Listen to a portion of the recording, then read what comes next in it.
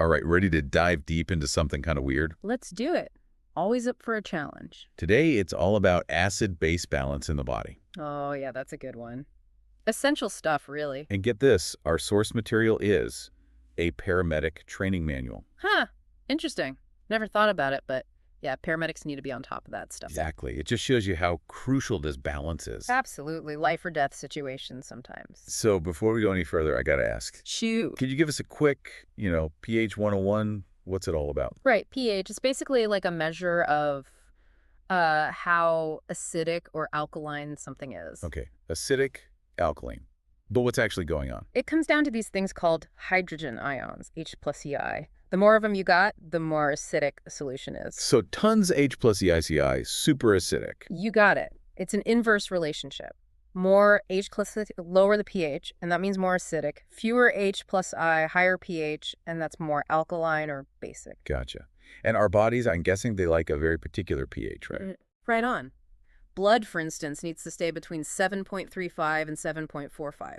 Pretty narrow range. Wow, that's precise. But what does that number even mean? Like, how much H plus are we actually talking? Okay, so get this. A neutral pH of 7, that's like 10 to the power of -7 moles per liter is H plus.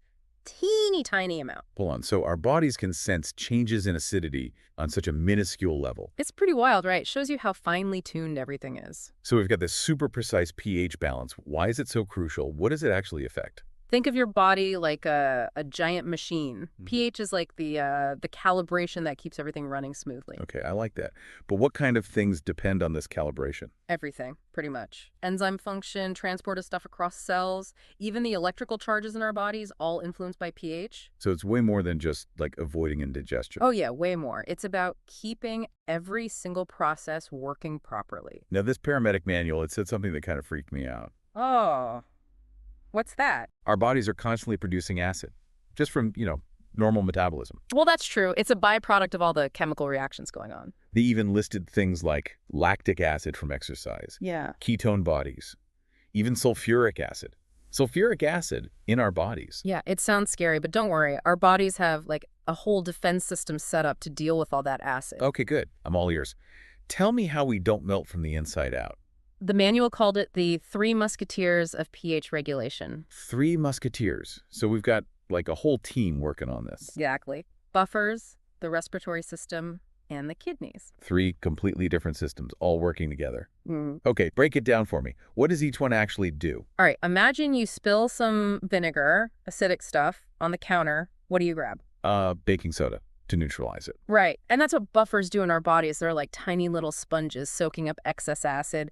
Instant defense. Gotcha. So they're the first responders. What of the lungs? Lungs are more like a ventilation system. If we get too acidic, they adjust our breathing to blow off more carbon dioxide, which acts like an acid in the body. Huh. So breathing faster helps get rid of acid. You got it. And then we have the kidneys, the cleanup crew. Cleanup crew. They filter out all the excess acid and regulate bicarbonate, which acts as a base to neutralize the acid. Slower process, but very thorough. So we've got these three systems working together, constantly monitoring and adjusting. It's amazing, isn't it? And the manual dives deeper into one buffer system in particular. Ooh, which one? The carbonic acid buffer system. It's the star player in our blood. Right. What makes it so special? Well, it's the most abundant one, for starters, and it has this 20.1 ratio of bicarbonate to carbonic acid, perfectly set up to neutralize excess acid. So it's like always ready to fight off acidity. Exactly. And here's the cool part. It's connected to both the lungs and the kidneys. Okay, how does that work? The lungs control carbonic acid levels by, getting rid of or holding on to CO2. The kidneys manage bicarbonate by excreting or reabsorbing it. Hold on, I'm picturing like a seesaw, lungs on one side, kidneys on the other, and they're constantly adjusting to keep the pH balanced. Perfect analogy. It's all about maintaining that perfect equilibrium. This is fascinating stuff, but what happens when this whole system gets thrown off? Then we start talking about acidosis and alkalosis. Those words, they always sound so serious. It can be. Acidosis is when the blood pH drops below 7.35 to acidic. Alkalosis is the opposite. pH goes above 7.45 to alkaline.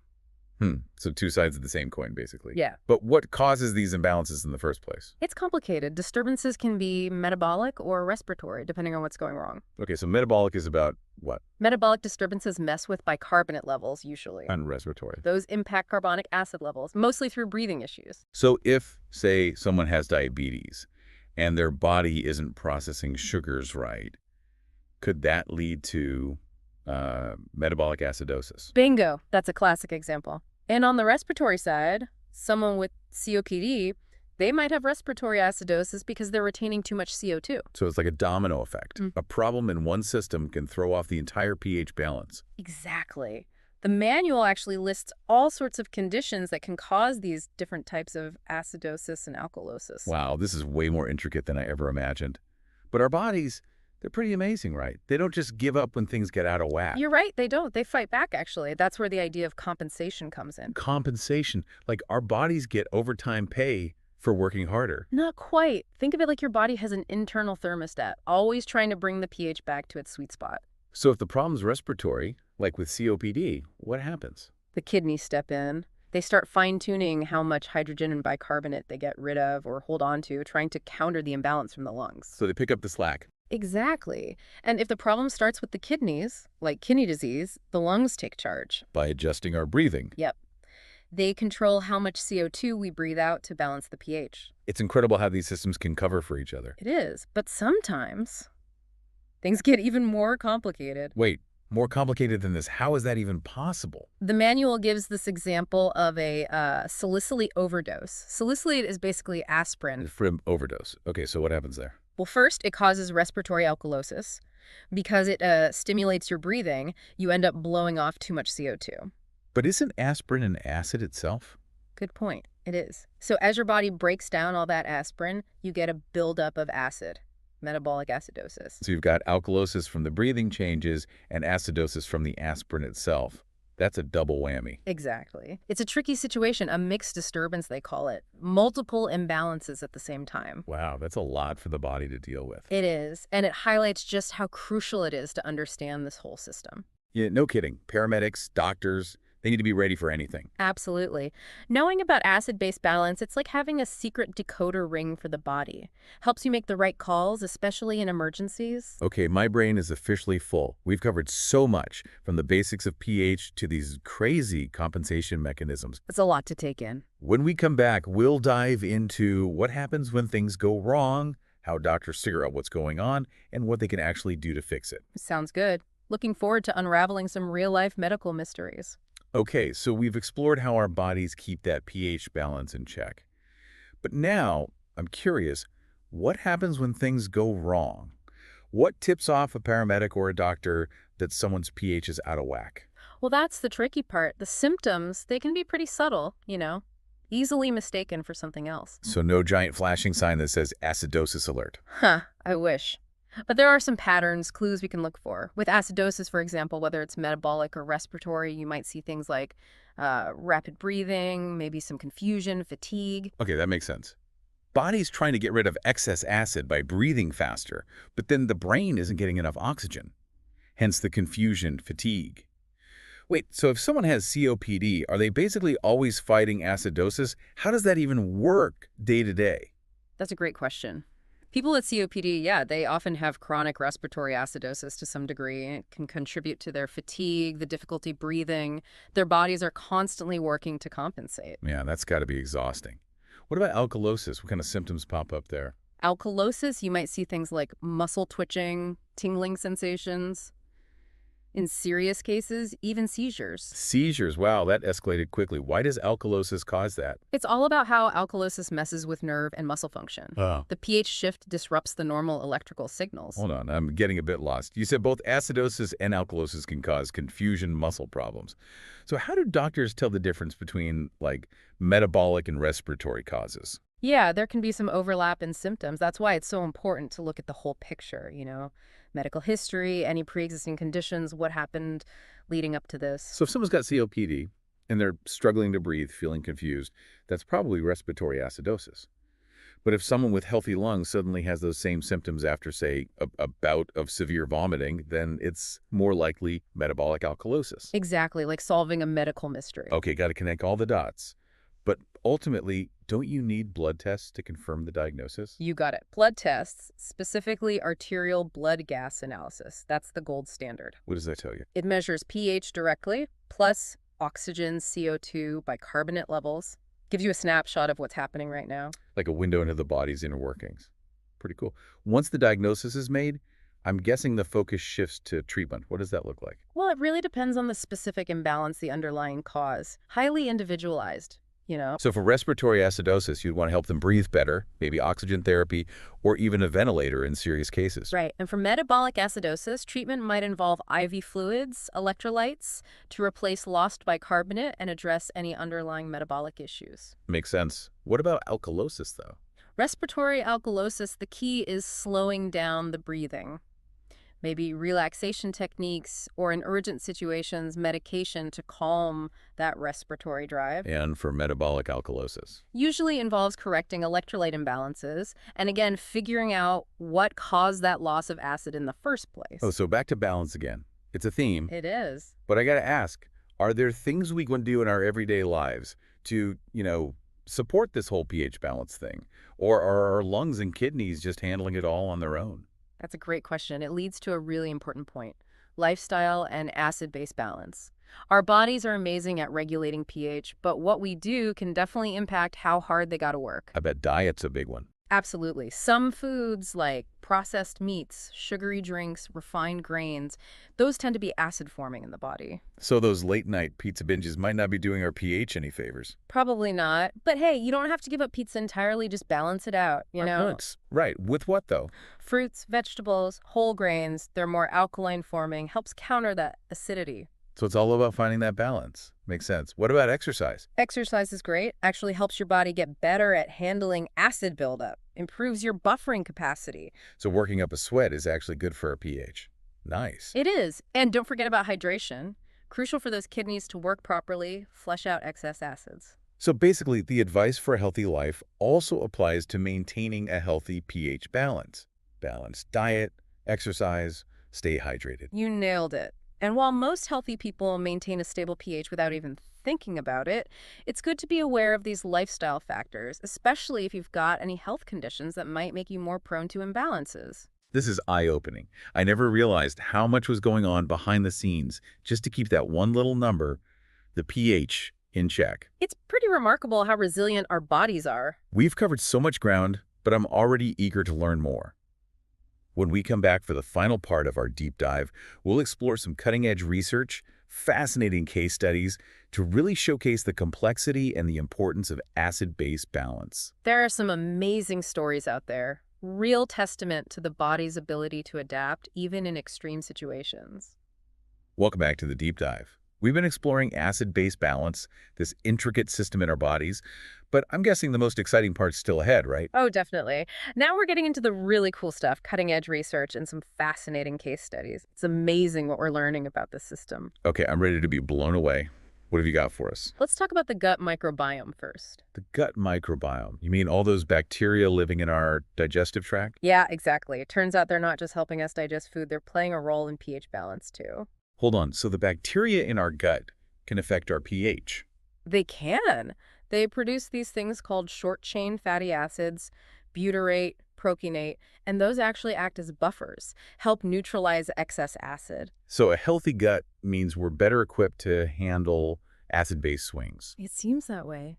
And researchers are looking into how we might be able to, manipulate the gut microbiome, like with diet or probiotics, to help manage conditions like metabolic acidosis. That's wild. It's like we have this secret weapon living inside us, and we're just figuring out how to use it. It really is a fascinating area of research, and it's changing how we think about treating all sorts of conditions, not just gut health. You mentioned case studies earlier. What kind of stories are we talking about? One that really stood out involved a patient with severe kidney disease. Okay, kidney disease. We know that can throw off pH balance, lead to metabolic acidosis. Exactly. This patient, they were dealing with constant fatigue, muscle weakness, couldn't concentrate, all classic symptoms of acidosis. Sounds like they were really feeling the effects. So what did the doctors do? They decided to try something different, a ketogenic diet. The keto diet, the one that's super high in fat, low in carbs. That's the one. And basically, it changes the body's metabolism in a way that reduces acid production. So instead of just treating the symptoms, they tried to address the root cause, the excess acid itself. Yeah, and the results were pretty amazing. The patient's symptoms improved significantly. Their energy came back. They could think more clearly. Wow, that's a great example of how understanding acid-base balance can open up new treatment options, thinking outside the box. It is. It shows the power of personalized medicine finding the right approach for each individual. So what's next in this field? What are researchers excited about these days? Well, one area that's getting a lot of attention is the role of genetics. Scientists are discovering specific genes that influence how our bodies handle acids and bases. That could lead to more targeted treatments down the road. So we could look at someone's genes and predict their risk of developing acid-base problems. That's incredible. It's definitely a possibility. And then there's this really cool research looking at new ways to monitor pH in real time using wearable sensors. Imagine that, getting early warnings about potential imbalances before they even cause symptoms. That sounds like something straight out of a sci-fi movie. It does. The future of acid-base balance research is really exciting. It has the potential to completely change how we diagnose, treat, and even prevent these imbalances. This whole deep dive has been eye-opening. We've gone from the basics of pH to the cutting edge of research, and I feel like I have a whole new understanding of what's going on inside my own body. What's the one thing you want our listeners to walk away with? I think the biggest takeaway is just how amazingly complex and resilient our bodies are. This whole system of acid-base balance, it's constantly working to keep things in equilibrium. And even though we might not realize it, it's absolutely essential for our health and well-being. And the more we learn about the system, the better equipped we are to make smart choices for our health. I couldn't have said it better myself. It's a reminder that we shouldn't take our bodies for granted. They're truly remarkable. And who knows what incredible discoveries are still waiting to be made as we continue to unravel the secrets of acid-base balance. Absolutely. The possibilities are endless. Well, that brings us to the end of our deep dive into acid-base balance. We hope you've enjoyed the journey and discovered something new and fascinating about the amazing world inside your own body. Until next time, keep exploring, keep asking questions, and keep diving deep. All right, let's dive into this nervous system deep dive, huh? You want to know more about how this whole system works? And you've sent us some excerpts from this advanced life support pre-course document to kind of help guide our exploration. So we're gonna decode some of these medical terms and discover just how amazing our nervous systems really are, especially in the context of like emergency care. It's really remarkable how this document jumps right into the core of things. Starts with the two main parts of the nervous system, the peripheral and central systems. Okay. Yeah, I see that. But what does that actually mean? Like for us, it's not like we have like central and peripheral labels, stuck on our bodies, right? Definitely not. Think of it this way. Your brain and spinal cord, the central nervous system, they're like mission control. They're making the big decisions and sending out orders, right? And the peripheral nervous system, that's the vast network of communication lines, carrying those orders to the rest of the body and relaying information back. So it's constantly buzzing with messages going back and forth, like a super complex internet system for our bodies. Exactly. It's a super highway of information, and the vehicles on this highway are neurons. Neurons. I always hear that word, but what do they actually do? Are they just like tiny wires? They're like tiny wires, but they're much more dynamic than that. Neurons use electrical and chemical signals to transmit messages throughout your body. Every sensation you feel, every thought you have, every action you take, it all boils down to these tiny messengers firing off signals at lightning speed. It's incredible. It makes you realize just how much is going on inside us all the time, right? Every second. It really does. Even something as simple as feeling a gentle breeze on your skin. It involves a chain reaction of neurons firing off signals from your skin to your brain, where they're interpreted as that feeling of the breeze. Wow, okay. So we've got this incredible network of neurons carrying messages all throughout our bodies. The document then goes on to talk about how some of those actions are things we control and some just happen automatically, right?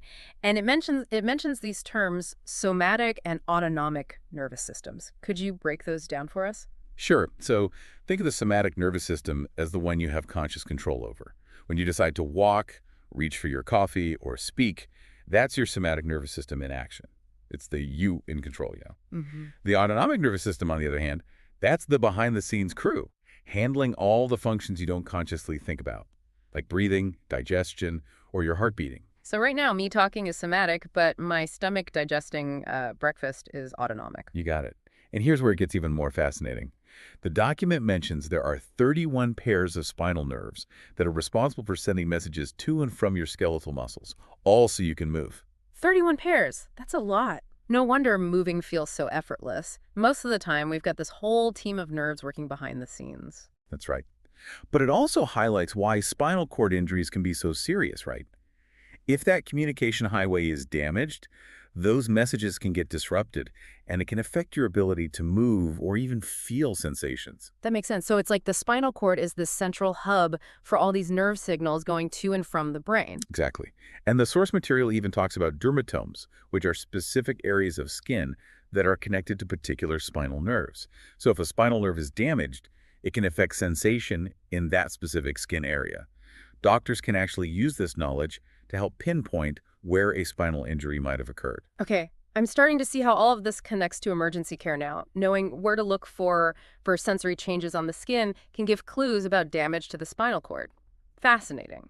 Now let's talk about those cranial nerves.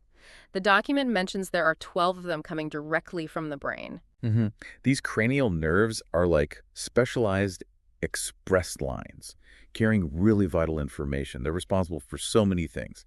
Your senses, like smell and vision, controlling facial expressions, chewing, even balance and hearing. Wow, it's like a direct connection from the outside world to our brains. The document, it even lists some of them out, like the olfactory nerve for smell, the optic nerve for vision, the facial nerve for expressions. It's amazing how each one has such a specific job. Absolutely.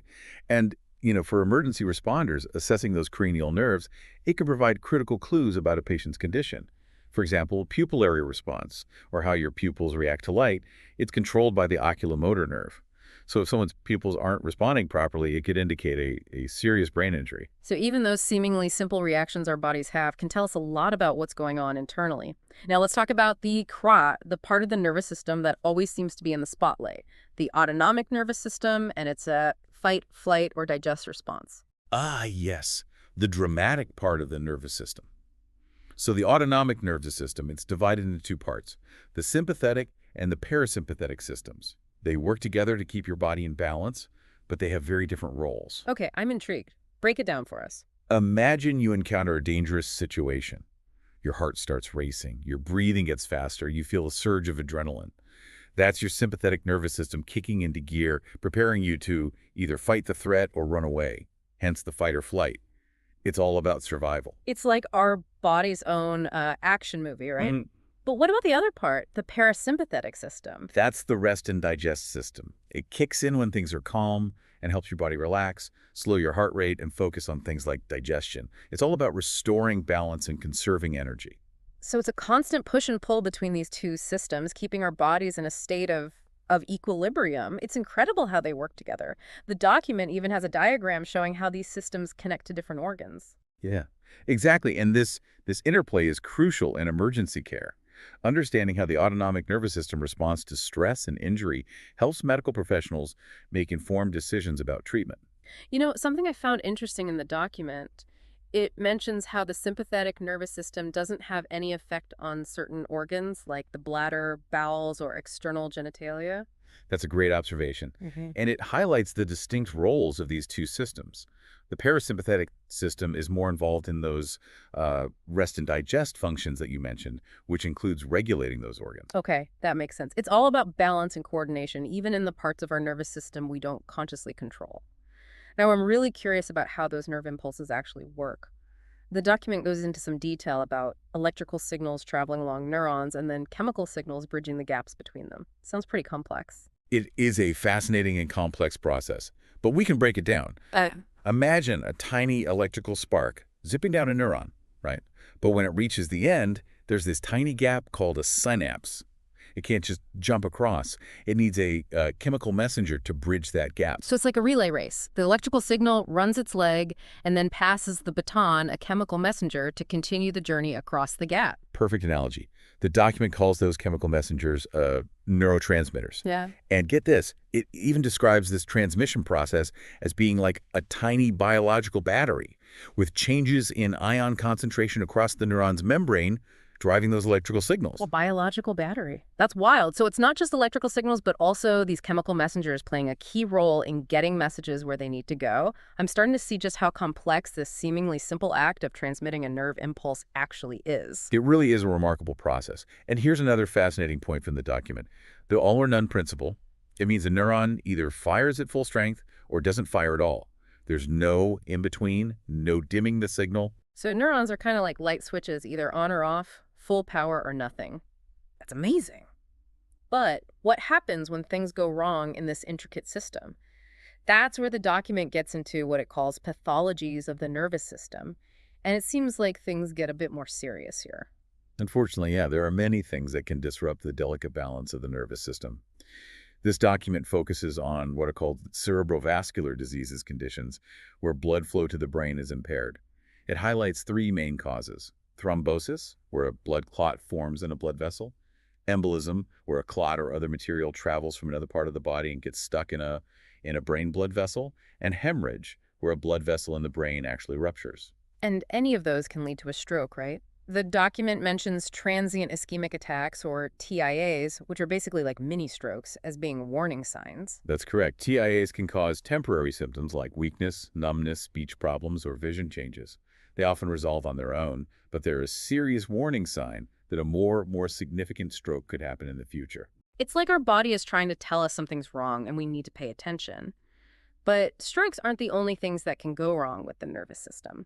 The document also talks about seizures, head injuries, and spinal cord trauma. Some pretty heavy topics. Indeed. And understanding these conditions is critical in emergency care. Seizures are essentially electrical storms in the brain. The document distinguishes between grand mal seizures, which involve the whole body, and focal seizures, which affect only a specific area. Both can be very serious, especially if they happen repeatedly. The document mentions uncontrolled seizures can actually cause brain damage, which is terrifying. It's a very real risk. During a seizure, the brain's electrical activity is disrupted, and that can lead to a lack of oxygen or hypoxia or a buildup of acid in the body, acidosis, both of which can damage brain cells. So it's not just the seizure itself, but the potential consequences that make it so dangerous. And there are head injuries. The document talks about concussions, contusions, and intracranial hemorrhages. It's a lot to take in. Head injuries can range in severity, but they all involve some degree of trauma to the brain. Concussions are often considered mild traumatic brain injuries, but they can still cause lasting symptoms. Contusions are bruises on the brain, and intracranial hemorrhages are bleeding within the skull. Both of these can lead to increased pressure inside the skull, which can be life-threatening. So even a mild concussion should be taken seriously because it's still an injury to the brain. And the document makes it very clear that contusions and hemorrhages are even more dangerous because of that potential pressure buildup. Exactly. That's why recognizing the signs of a serious head injury is so crucial. Changes in consciousness, severe headache, vomiting, unequal pupils, those are all red flags that require immediate medical attention. It's like our head is a very delicate container, and any damage needs to be taken very seriously.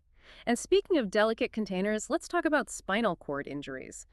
The document stresses how vulnerable the spinal cord is, and how any trauma involving the head or neck should be considered a potential spinal injury. That's absolutely crucial to remember. Spinal cord injuries can be devastating, leading to varying degrees of paralysis depending on the location and the extent of the injury. The document uses some pretty scary terms to describe the different types of paralysis, like flaccid and spastic. Flaccid paralysis means the muscles become limp and weak because they're not receiving signals from the nerves. Yeah. Spastic paralysis, on the other hand, involves muscles becoming stiff and contracted because of damage to the nerves controlling muscle movement. And I remember the document highlighting how injuries to the cervical spine, the neck, can affect breathing because that's where the phrenic nerve, which controls the diaphragm, is located. It really drives home how every part of the body is connected and how one injury can have a cascade of effects. Absolutely. And the document goes on to describe the different types of spinal column injuries. Things like wedge fractures, where the vertebra is crushed, burst fractures, where it breaks into fragments, and subluxations, which are basically dislocations or partial dislocations of the vertebrae. It also explains the common ways these injuries happen, like hyperflexion, which is bending too far forward, or hyperextension bending too far back. It's like a crash course in spinal anatomy and the forces that can cause these devastating injuries. And it stresses that damage to the vertebrae, the bones of the spine, can happen with or without damage to the spinal cord itself. That's a critical point. Sometimes the bones might be broken or out of place, but the spinal cord is still intact. In other cases, the spinal cord might be damaged even if there are no obvious bone injuries. So just because someone doesn't have a visible spinal fracture doesn't mean they're in the clear. Exactly. And the document emphasizes that there are specific situations where a spinal cord injury should always be suspected. Injuries above the clavicles, which are your collarbones, any changes in level of awareness associated with trauma, and multiple severe injuries. And in those cases, it's absolutely crucial to immobilize the spine and transport the patient very carefully to avoid making the injury worse. Absolutely. Any unnecessary movement could cause further damage to the spinal cord, which could have devastating long-term consequences. Speaking of consequences, the document also mentions whiplash injuries, which are very common after rear-end car accidents. Yeah, whiplash is basically a sprain in the neck caused by a sudden back and forth motion of the head, like what happens in a rear-end collision. And while it's often thought of as a minor injury, the document points out that whiplash can actually damage muscles, ligaments, discs, and even nerves in the cervical spine. That's right. And the symptoms, like neck pain, stiffness, and headaches, they can linger for weeks, months, or even years. Wow, it's a reminder that even seemingly minor car accidents can have lasting repercussions. It's amazing how much this document covers. We've gone from the intricate workings of neurons to the devastating consequences of spinal cord injuries. It really paints a picture of how complex yet vulnerable the nervous system is. It's truly a remarkable system. And what we've discussed today, it really highlights the importance of protecting it. Simple things like wearing a helmet when biking or playing sports, practicing good posture to support our spines, and even managing stress to keep our nervous system healthy. These actions can make a world of difference. Yeah, it's like we've been given this behind-the-scenes tour of this incredible control center that keeps our bodies running, and now it's up to us to take care of it. But before we move on, I want to circle back to a question for you, our listener. What's resonating with you most from all this information about the nervous system? What's sticking with you as we head into the final part of our deep dive? It's amazing how this document manages to pack so much information about the nervous system into a relatively short space. Yeah. You really start to grasp how interconnected everything is, how like a small issue in one area can have this domino effect throughout the whole system. That's exactly why this deep dive is so fascinating. We're taking this complex medical information and making it understandable and relevant, even for those of us who aren't, doctors or EMTs. Now the document goes on to talk about assessing brain function, which seems particularly important in emergency situations. Absolutely, yeah. In emergency care, quickly and accurately assessing someone's neurological status, that can be the difference between life and death. This document introduces a tool called the Glasgow Coma Scale, or GCS, which is used worldwide to measure a patient's level of consciousness. Right, the GCS. I've heard of that, but I've always been a bit intimidated by it. It sounds so technical. It might seem complicated at first glance, but it's actually quite logical. The GCS focuses on 3 key areas: eye-opening, verbal response, and motor response. Each area gets a score based on the patient's best response to certain stimuli. So for instance, if someone opens their eyes on their own, they'd get a higher score than someone who only opens their eyes when you pinch them or something. Precisely. And by adding up the scores for each area, you get a snapshot of the patient's level of consciousness, which is crucial in determining the severity of a head injury or other neurological problem. As the document points out, a score of 8 or less, that indicates a coma. Okay, that makes sense. And the document emphasizes that the higher the score, the better the patient's neurological function is. A perfect score of 15 means they're fully alert and oriented. Exactly. But while the GCS is a powerful tool, it's important to remember it's just one piece of the puzzle, right? Other factors like vital signs, the person's medical history, and how the injury happened also play a critical role in assessing their overall condition. It's like a detective piecing together clues to get the full picture. Now, the document also mentions reflexes, which I've always thought of as those knee-jerk reactions doctors test with a little hammer. That's one type of reflex. But reflexes are much broader than that. They're our body's automatic, involuntary responses to stimuli. You can think of them as like built-in protective mechanisms. Like when I almost touched a hot stove and instantly pulled my hand back, that was my reflexes saving me from a nasty burn. Exactly. And the document highlights certain reflexes that are particularly important in emergency care, like the gag reflex Yeah. and the pupillary light reflex. The gag reflex is what makes you, well, gag if something touches the back of your throat, right? Precisely. It helps prevent choking and keeps things from, going down the wrong pipe. And the pupillary light reflex is what causes your pupils to constrict when light is shown into them. Both of these reflexes can provide valuable information about a patient's neurological status. So if someone's pupils aren't reacting to light, it could be a sign of a serious problem. That's right. The document explains that increased pressure inside the skull, which can happen with a brain injury, can compress the oculomotor nerve. That's the nerve responsible for controlling pupillary response. So a lack of pupillary response can be a major red flag that needs immediate attention. It's amazing how these seemingly simple reflexes can reveal so much about what's going on inside the brain. Now, switching gears a bit, the document delves into facial trauma, which seems a little out of place in a discussion about the nervous system. It might seem that way at first, but remember the face is full of nerves and blood vessels. Plus, facial injuries often happen alongside head injuries. The document stresses that while facial trauma can be dramatic because of, bleeding, it's crucial not to overlook potentially more serious injuries underneath. Right, like problems with the airway or even spinal cord injuries. The face might be the most obvious injury, but the real danger could be hidden. Exactly. And the document then goes on to discuss spinal cord injuries in more detail, emphasizing that these injuries can be incredibly complex and have, life-altering consequences. Spinal cord injuries are always scary to think about. The document doesn't sugarcoat it either, talking about how the location and extent of the injury determines how severe the paralysis is, whether it's temporary or permanent, and whether the muscles become, flaccid or spastic. Just those terms sound frightening. They are serious conditions. Think of flaccid paralysis as the muscles becoming like limp spaghetti because they're not getting the signals they need to move. Spastic paralysis, on the other hand, it's like the muscles are constantly tensed up, almost like a Charlie horse that won't go away because the signals are all jumbled. And I remember the document highlighting how injuries to the cervical spine, the neck, can affect breathing because that's where the phrenic nerve, which controls the diaphragm, is located. It really drives home how every part of the body is connected and how one injury can have this cascade of effects. Absolutely. And the document goes on to describe the different types of spinal column injuries. Things like wedge fractures, where the vertebra is crushed, burst fractures, where it breaks into fragments, and subluxations, which are basically dislocations or partial dislocations of the vertebrae. It also explains the common ways these injuries happen, like hyperflexion, which is bending too far forward, or hyperextension, bending too far back. It's like a crash course in spinal anatomy and the forces that can cause these devastating injuries. And it stresses that damage to the vertebrae, the bones of the spine, can happen with or without damage to the spinal cord itself. That's a critical point.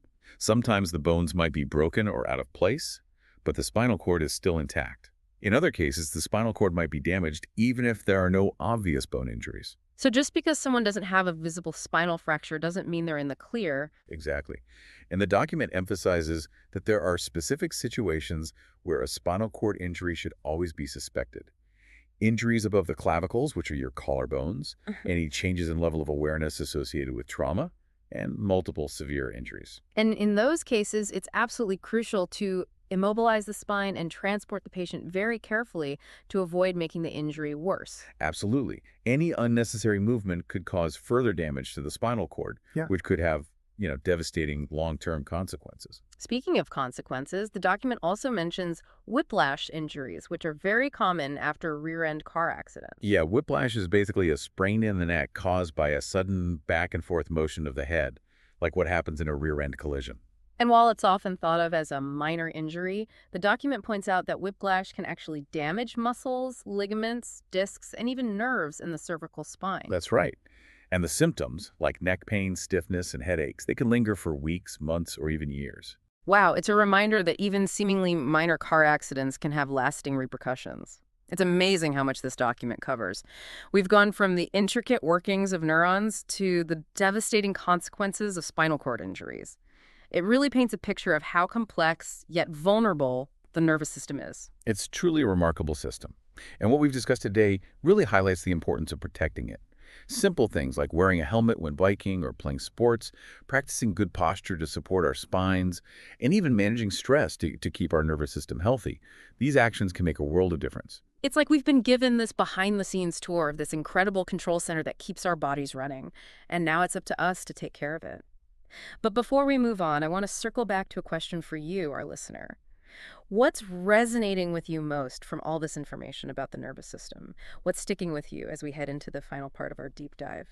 It's really fascinating how much we can learn from something like this, a pre-course document for advanced life support, and how it's relevant to everyone, really, not just the medical professionals. Yeah, it underscores how important it is for everyone to understand this system that controls everything we do, right? Yeah. This intricate system, the nervous system. This whole deep dive has given me like a whole new level of respect for the complexity, the vulnerability of the human body. Like we depend on this network of nerves for everything, yet we rarely think about it until something goes wrong.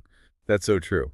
And while we can't prevent all accidents or illnesses, having even a basic understanding of how the nervous system works can help us make better decisions about our health. It's not just about like knowing what to do in an emergency, but also appreciating what our bodies do every single day and taking steps to protect this amazing system that we have. Absolutely. Simple things like wearing a helmet when biking, maintaining good posture, managing stress, they can have a huge impact on the health of our nervous system in the long run. It's like we've been given this glimpse behind the curtain of our own bodies, and now we have this responsibility to kind of take care of what we've learned about. I couldn't agree more. Knowledge is power, right? The more we understand about our bodies, the better equipped we are to make choices that support our well-being. This deep dive, it hasn't just been like an exploration of the nervous system. It's been a call to action to be more mindful of this incredible system that keeps us functioning. Well said. That's a powerful message for all of us. Thanks for joining us on this journey through the nervous system. We've covered a lot of ground, from those tiny neurons to the life-altering consequences of injuries. And hopefully you've learned something new and maybe gained a deeper appreciation for the wonder that is your nervous system. Until next time, keep exploring, keep learning, and take good care of those amazing nerves. On to act. Welcome to the deep dive. Oh, hey. Today we're going deep into your endocrine system. Right. Specifically, that multitasking marvel, Okay. the pancreas. And Yeah. as someone familiar with the field, Right. you might be surprised to learn just how much this little organ Okay. impacts your entire body, Really? especially when it comes to diabetes. Our source material, Yeah. an advanced life support pre-course document, Uh-huh. lays out the science beautifully, Yes, it does. but we're going to extract the need-to-know nuggets for you. Okay, great. By the end of this deep dive, Yeah. you'll have a solid grasp Right. of how the pancreas regulates blood sugar, Mm-hmm. the differences between type I and type 2 diabetes, Right. and those potentially life-threatening complications Yeah. that can arise. We'll also explore Right? some of the latest research and treatment options Okay. because things are constantly evolving in this field. Okay, let's start with the pancreas itself. Okay. I always pictured it as this mysterious blob tucked away somewhere in my abdomen. It is a bit tucked away, Yeah. nestled behind the stomach, Okay. but think of it less as a blob Uh-huh. and more like a Right. flat tadpole-shaped organ. Tadpole shaped. Yeah. I like that. Okay. So tell me, Yeah. what's this organ actually up to all day? Well, it's wearing two hats, really. Two hats. Yeah. Okay. Most of the pancreas is churning out digestive enzymes. Okay. That's its exocrine function, breaking down the food you eat. Okay. But about 2% of the pancreas Oh, wow. is dedicated to something entirely different. Okay. Its endocrine function, Uh-huh. producing hormones. So it's a digestion powerhouse and a hormone factory. Yeah, That's impressive. pretty amazing. But when we talk about the pancreas and diabetes, we're really focusing on that endocrine side, right? Pretty amazing. We're zeroing in on these tiny clusters of cells within the pancreas called the islets of Langerhans. Islets of Langerhans. Yeah. Interesting name. They're the ones responsible for secreting insulin and glucagon, Yeah. the dynamic duo of blood sugar regulation. All right. Islets of Langerhans. Let's dive in. Okay. It's fascinating how something so small can have such a massive impact on Yeah. our health. Absolutely. Yeah. Think about this. Hmm. The brain Yeah. despite its energy demands, Right. only makes up about 2% of your body weight. Okay. Yet it consumes a whopping 20% of your daily glucose intake. Wow. The brain really is a glucose hog. It is? But I guess that makes sense. Yeah. Considering it's running the whole show. Exactly. So, insulin acts like a key, Yeah. unlocking the doors of our cells. Right. So glucose can enter and provide energy. It does. Right? Good. But if insulin is the key, Mhm. what happens when the locks are jammed? That's a great analogy. And it leads us right into the concept of insulin resistance, So, a hallmark of type 2 diabetes. got it. It's like your cells have become deaf to insulin signals. So the fuel's there, Yeah, but the cells can't access it effectively. right. That sounds like a recipe for trouble. It is. Yeah. And it's one of the reasons why high blood sugar Uh, can lead to so many complications. Wow. In fact, okay. some researchers believe that chronically elevated blood sugar, Hmm. even in people without diabetes, Wow. can contribute to inflammation and oxidative stress, Mhm. increasing the risk of conditions like heart disease and even certain cancers. That's a sobering thought. It really highlights the importance of understanding blood sugar regulation, Yeah, whether you have diabetes or not. absolutely. Now, Yeah. in contrast to type 2 diabetes, Mhm. where the problem is insulin resistance, Right. type I diabetes involves a complete lack of insulin. That's right. So in type I, the body's immune system Uh-huh. actually attacks those insulin-producing beta cells in the pancreas. Right. It's like the key maker is out of commission. Exactly. And this means that people with type I diabetes Right. require daily insulin injections to survive. They do. Now, let's talk about those potential emergencies Okay. that can arise when blood sugar goes haywire. Ay. You know, this is where it gets really interesting and a little scary Yeah. for me. I understand. These emergencies are not to be taken lightly, but understanding them is crucial, Yeah. especially for someone in your field. Okay, let's start with hypoglycemia, Okay. blood sugar that's too low. Mm-hmm. What's happening in the body Yeah. when this occurs? Imagine your body's engine sputtering because it's running low on fuel.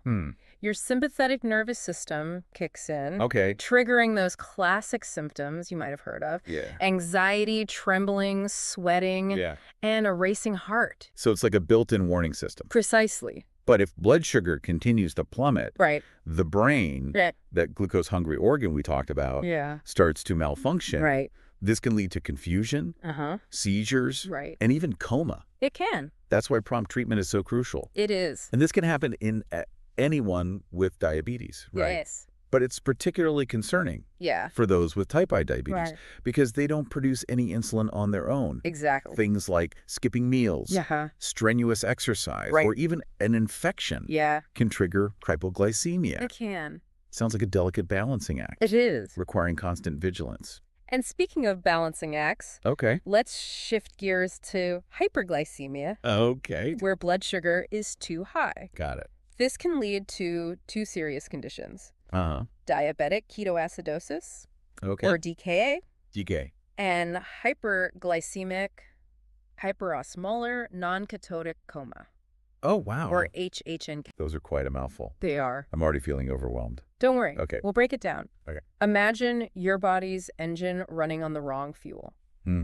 That's essentially what happens in DKA, Okay. which is more common in type A diabetes. Right. Without enough insulin, Uh-huh. the body can't use glucose for energy, Okay. so it starts breaking down fat instead. So it's like using diesel in a gasoline engine. Exactly. And this process creates ketones, Yeah. acidic byproducts that build up in the blood, Mm-hmm. leading to dehydration and a dangerous condition called acidosis. Right. So it's not just the high blood sugar that's the problem. Right. It's the toxic byproducts created in the process. Precisely. Now, HHNK, Okay. which is more common in type 2 diabetes, Mm-hmm. is a bit different. Right. The blood sugar gets extremely high, Yes. but without those ketones, Yeah.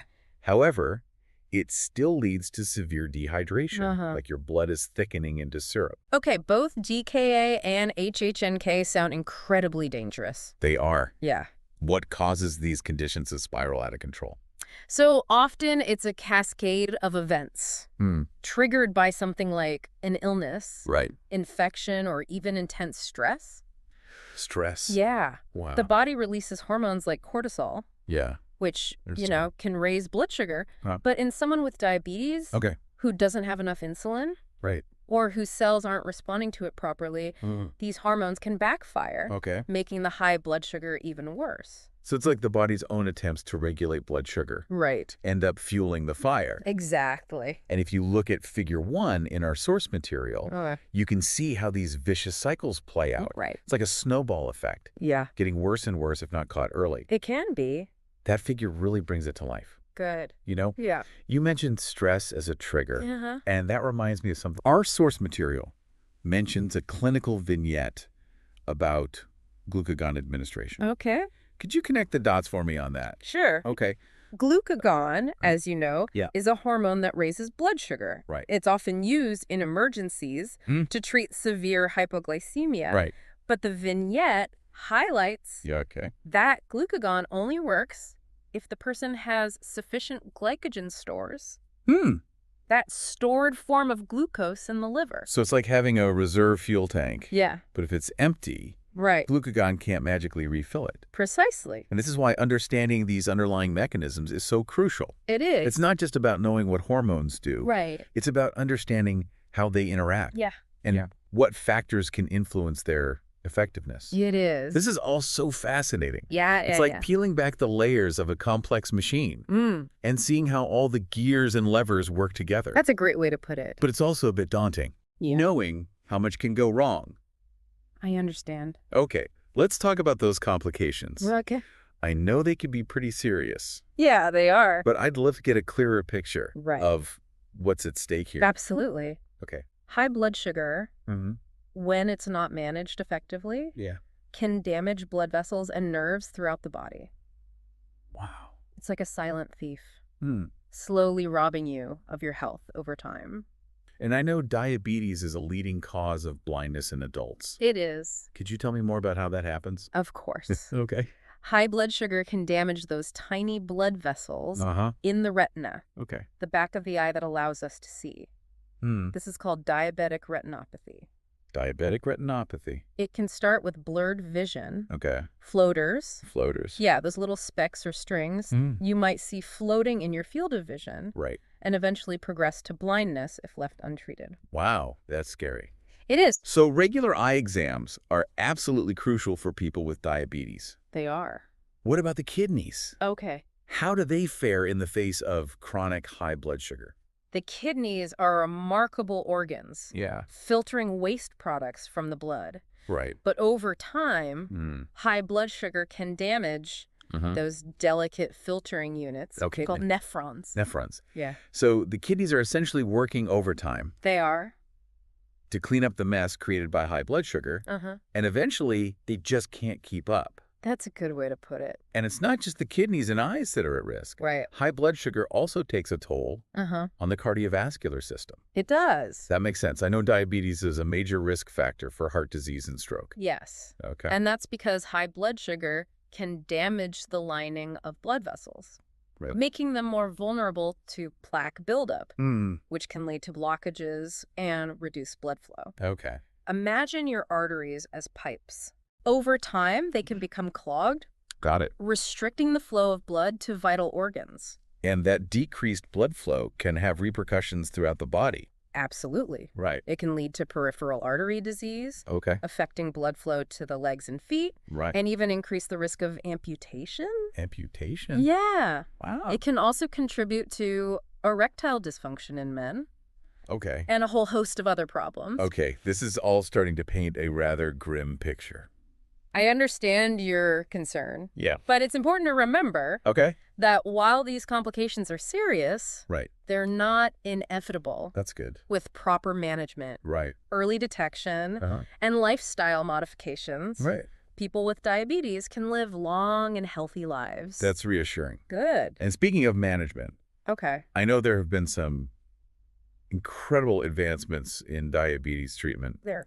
in recent years. Yeah. Could you maybe expand on that a little bit? Yeah. Sure. Okay. We've moved beyond simply managing symptoms to focusing on preventing those long-term complications. Okay. And one of the most exciting areas of research is in continuous glucose monitoring, or CGM. I've heard about CGM. Yeah. Could you explain how it works? Sure. Okay.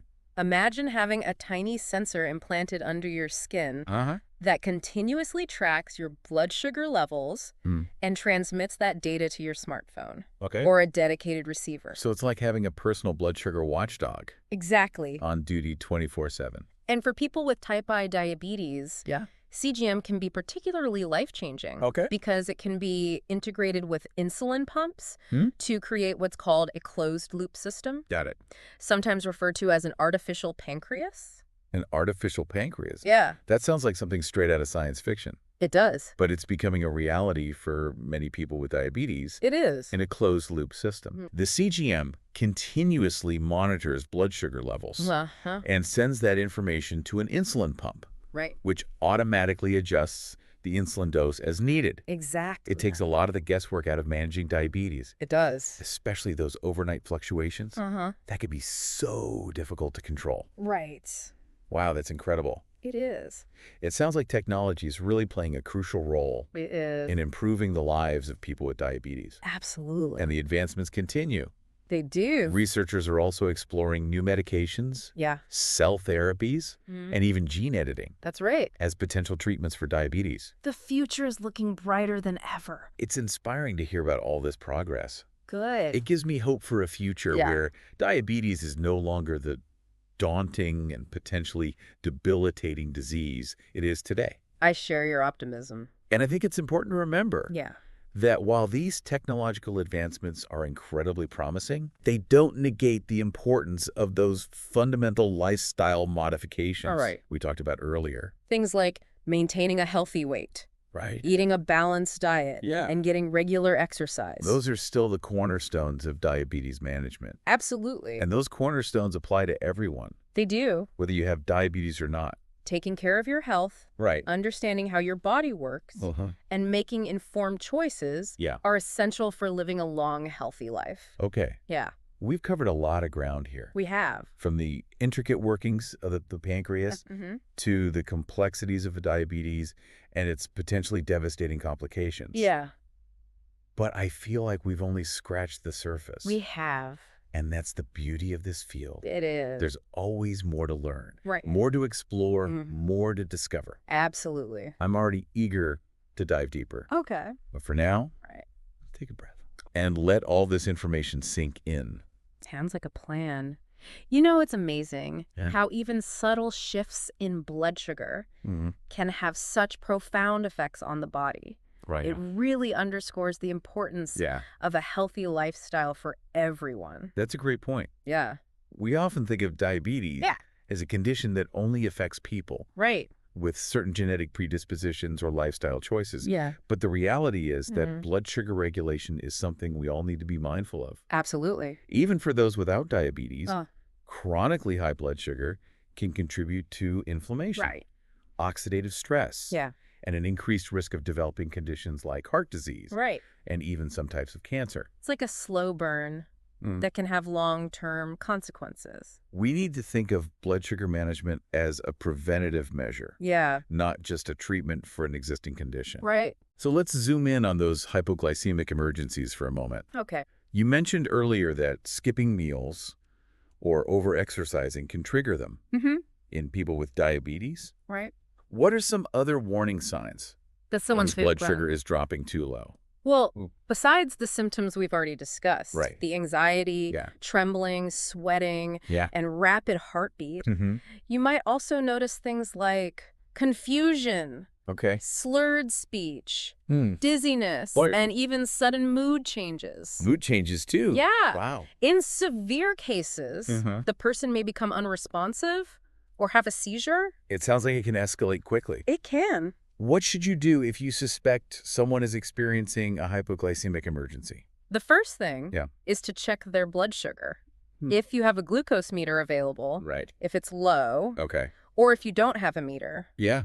but strongly suspect hypoglycemia, Right. you need to act fast. Give them something sugary to drink or eat, Right. like fruit juice, soda, or glucose tablets. So quick-acting carbs are key. Right. What if they're unconscious? That's a situation that requires immediate medical attention. Right. Call 911 right away. Okay. If the person is known to have diabetes Uh-huh. and has glucagon on hand, Right. You can administer it as directed by their healthcare provider. Hmm. But even after giving glucagon, Yeah. it's essential to get them to the hospital for further evaluation and treatment. Got it. Okay. Prompt action is crucial in those situations. Yeah. Now, Okay. let's shift gears and talk about hyperglycemic emergencies, Right. DKA and HHNK. Uh-huh. You mentioned that they're often triggered by things like illness or stress. Right. Can you elaborate on that a bit more? Sure. When the body is under stress, Uh-huh. it releases hormones like cortisol and adrenaline, Right. which can raise blood sugar levels Mm-hmm. in someone with diabetes. Yeah. This can tip the balance. Right. And lead to a rapid increase in blood sugar Okay. illnesses, Uh-huh. especially those involving infections, Yeah. can also cause blood sugar to spike. So it's like a double whammy. Exactly. The stress of the illness plus the physiological changes it triggers Mm-hmm. both contribute to high blood sugar. Right. And because both DKA and HHNK involve severe dehydration, Yeah. things like vomiting, Ah, diarrhea, right. and fever can exacerbate the situation. They can. It's like a snowball effect getting worse and worse. That's a good way to think about it. Early recognition of the warning signs is essential Mm-hmm. in preventing these conditions from progressing to a life-threatening stage. Absolutely. So what should people be on the lookout for? Okay. What are the red flags? Well, some of the common symptoms include Okay. excessive thirst, Right. frequent urination, Mhm. dry mouth, Okay. weakness, Uh-huh. fatigue. Fatigue. Okay. Yeah. Nausea, Okay. vomiting, Right. abdominal pain, Okay. and fruity smelling breath. Interesting. As the conditions worsen, Uh-huh. you might see signs of dehydration, Okay. like rapid heartbeat, Okay. low blood pressure, Right. confusion, Right. and even loss of consciousness. A lot of those symptoms seem to overlap with other conditions, Right. which could make it tricky to diagnose. That's true. Yeah. That's why it's so important for people Mhm. with diabetes to monitor their blood sugar regularly, Right. especially when they're feeling unwell. Makes sense. If their blood sugar is consistently high, Yeah. or if they're experiencing any of the symptoms we've discussed, Right.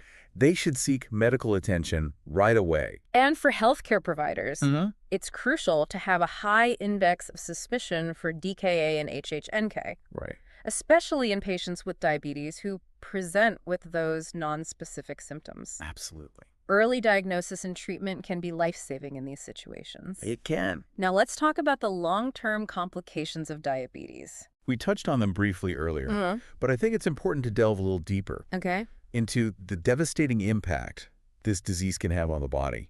I agree.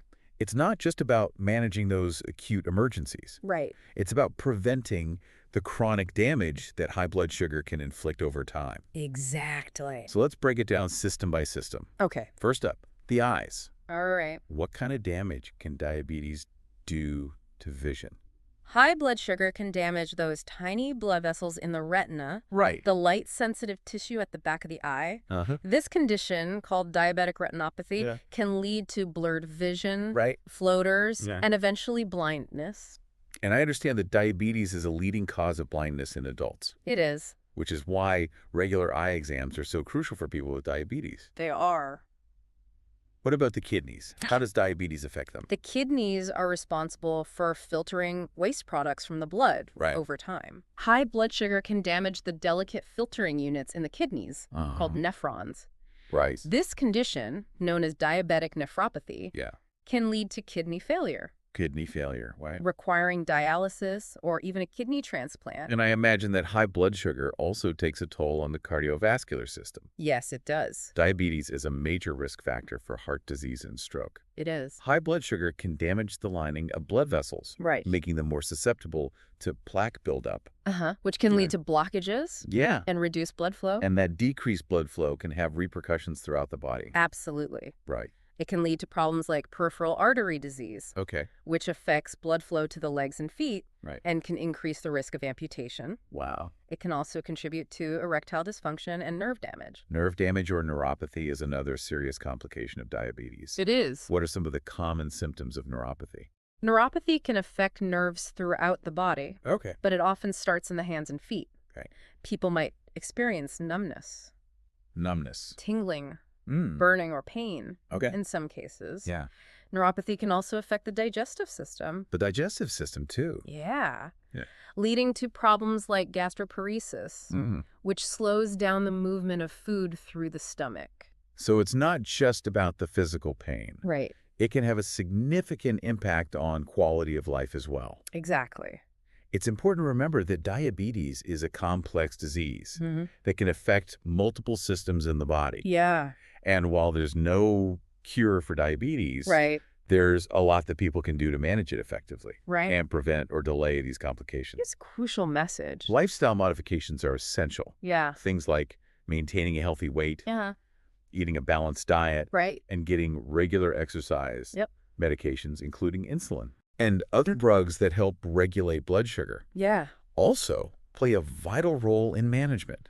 They do. And it sounds like regular monitoring is key as well. Absolutely. Regular blood sugar checks, Uh-huh. blood pressure monitoring, Yeah. and routine checkups with healthcare providers are essential Right. for staying on top of things and making adjustments to the treatment plan as needed. They are. So it's really about taking a proactive approach to managing this disease yeah. and making those healthy choices a part of your daily life. Couldn't have said it better myself. You know, our source material delves into some really interesting details about the pancreas Uh-huh. that I think would be fascinating for our listeners. Okay. I'm all ears. All right. What kind of details? Well, we've talked about the endocrine function of the pancreas, Uh-huh. those all-important islets of Langerhans. Yeah. But remember, it also has that exocrine role, Right. producing digestive enzymes. Right, the 2-for-1 organ. It's amazing how it juggles both hormone production and digestion. It is. Yeah. And those digestive enzymes are produced by a different type of cell called acinar cells. Acinar cells. They make up the bulk of the pancreas, Okay. and they're responsible for churning out enzymes like amylase for breaking down carbs, Okay. lipase for fats, Aye. and protease for proteins. So while those islets of Langerhans are clustered together, Yeah, the acinar cells are spread throughout the entire pancreas. exactly. That makes sense. Yeah. Given the sheer volume of digestive enzymes needed. It's a remarkable feat of biological engineering, really. And it highlights the interconnectedness of all these systems. It does. Any disruption to the pancreas, Mhm. whether it's pancreatitis, Right. pancreatic cancer, Yeah. or cystic fibrosis, Mm-hmm. can impact both digestion and blood sugar regulation. It can. It really drives home the point Yeah. that our bodies are incredibly complex and beautifully orchestrated systems. No. But it also makes you realize how vulnerable we are Right. when things go awry. That's true. Yeah. But knowledge is power. Mm. And by understanding these complexities, Mm-hmm. we can make more informed choices about our health and well-being. You know, as someone who works in healthcare, Mm-hmm. you've probably encountered patients with diabetes Right. who have really struggled to manage their condition. Absolutely. It can be incredibly challenging, Yeah. especially when those long-term complications start to set in. It is. And that's why I think it's so important to emphasize the emotional and psychological aspects Yeah. of living with diabetes. Right. It's not just about monitoring blood sugar and taking medication. Mm. It's about coping with the daily demands of managing a chronic illness, right. dealing with the stigma that can sometimes surround diabetes, Yeah. and finding ways to maintain a positive outlook despite the challenges. That's a really important point. What are some of the things healthcare providers can do to support their patients on that emotional level? I think active listening is crucial. Okay. Creating a safe space for patients to express their fears, Right. frustrations, and triumphs Yeah. without judgment. Without judgment. Okay. Connecting them with support groups or mental health professionals if needed, Right. and simply acknowledging the challenges they face Uh-huh. and celebrating their successes no matter how small they may seem. That's great advice. Mm. And it highlights the importance of treating the whole person, Right. not just the disease. Exactly. And remember, managing diabetes is a marathon, not a sprint. It is. There will be good days and bad days, Yeah. highs and lows, Mhm. both literally and figuratively, Right. but with the right support, Yeah. knowledge, Mm. and mindset. Mm, People with diabetes can thrive and live fulfilling lives. they can. This has been an incredibly eye-opening conversation. Good. I feel like I have a much deeper understanding of diabetes, not just from a scientific perspective, but from a human one as well. I'm glad to hear that. And I hope our listeners feel empowered Yeah. to take charge of their health, Right. whether they have diabetes or not. You know, Yeah. speaking of empowerment, Mhm. I think it's worth touching on the role of advocacy in the diabetes community. That's a great suggestion. Okay. I know there are some incredible organizations out there Yeah. fighting for the rights of people with diabetes Right. and pushing for better access to care and resources. There are. And these organizations play a vital role in raising awareness about diabetes, funding research, Right. and advocating for policies that support people with diabetes. They do. They also provide valuable resources and support to individuals and families affected by diabetes. Absolutely. And they're a powerful voice reminding the world that diabetes is not just a personal health issue, Right. but a societal one as well. Exactly. And that's why it's so important to support these organizations Uh-huh. and get involved in advocacy efforts, Right. whether it's donating to a diabetes charity, Yeah. participating in a fundraising walk, or contacting your elected officials to advocate for diabetes-related policies. Right. Every action, no matter how small, Right. can make a difference. I love that message. It's a reminder that we all have a role to play in creating a world where diabetes is no longer a barrier to living a full and meaningful life. Well said. Now, as we wrap up our deep dive into the pancreas and diabetes, Okay. I wanted to circle back to something we touched on earlier, Okay. those cutting-edge advancements in treatment. Oh, Yes. Yeah. The artificial pancreas and those other futuristic therapies. Yeah, those are exciting. What are some of the latest developments in that area? Well, one area that's generating a lot of excitement is stem cell research. Stem cell research. Yeah. Scientists are exploring ways to use stem cells to regenerate those insulin-producing beta cells that are destroyed in type 1 diabetes. Imagine being able to essentially reboot the pancreas Uh-huh. and restore its ability to produce insulin naturally. That would be revolutionary. What's the current status of that research? It's still in the early stages, Okay, but there have been some promising results in clinical trials. good. Researchers are also looking at ways to protect those newly generated beta cells from being attacked by the immune system, Right. which is a key challenge in type 1 diabetes. So it's a two-pronged approach. Exactly. Regenerating the cells and shielding them from attack. And another area innovation is in gene editing. Gene editing. Yeah, scientists are using CRISPR technology, Right. which allows them to precisely target and modify genes to explore potential cures for both type 1 and type 2 diabetes. Gene editing, that sounds like something straight out of a science fiction movie. It does. It's becoming a reality, It is. and it has the potential to revolutionize the way we treat a wide range of diseases, Yeah. including diabetes. Right. The possibilities are truly mind-boggling. They are. It's incredible to think about how far we've come Yeah. in our understanding and treatment of diabetes. Okay. What would you say is the most important takeaway for our listeners today? I'd say this. Yeah. Knowledge is power. Right. And it's never too late to learn more about your health, Yeah. even if you don't have diabetes. Right. Understanding how your body works, Hmm. making informed choices, Right. and advocating for yourself and others can make a world of difference. That's a great message. Yeah. And it perfectly segues into something I wanted to touch on before we wrap up. Okay. Remember, we started this deep dive Uh-huh. with the brain's insatiable appetite for glucose. Yes, that 20% of our daily intake going to that 2% of our body mass. Exactly. Right. And given the brain's reliance on glucose, Yeah. I'm curious about how these new diabetes management technologies, Okay. like CGM and the artificial pancreas, Yeah. might impact cognitive function. Mm. Do we know yet?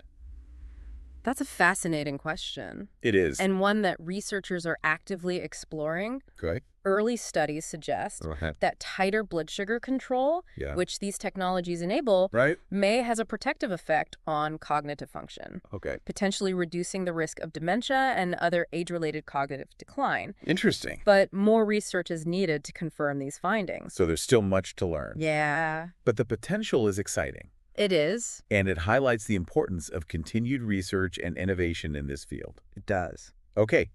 I think it's time to shift gears All right. and move on to our final thoughts for this deep dive. Okay.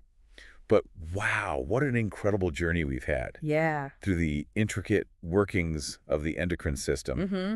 and the complexities of diabetes. It has been quite a journey, and I hope Yeah. our listeners have enjoyed the ride. Yeah, it really is amazing, isn't it? It is. This tiny organ tucked away in our abdomen, Right. playing such a pivotal role in our health. Uh-huh. It makes you realize that even the seemingly insignificant parts of our bodies Yeah. can have a profound impact.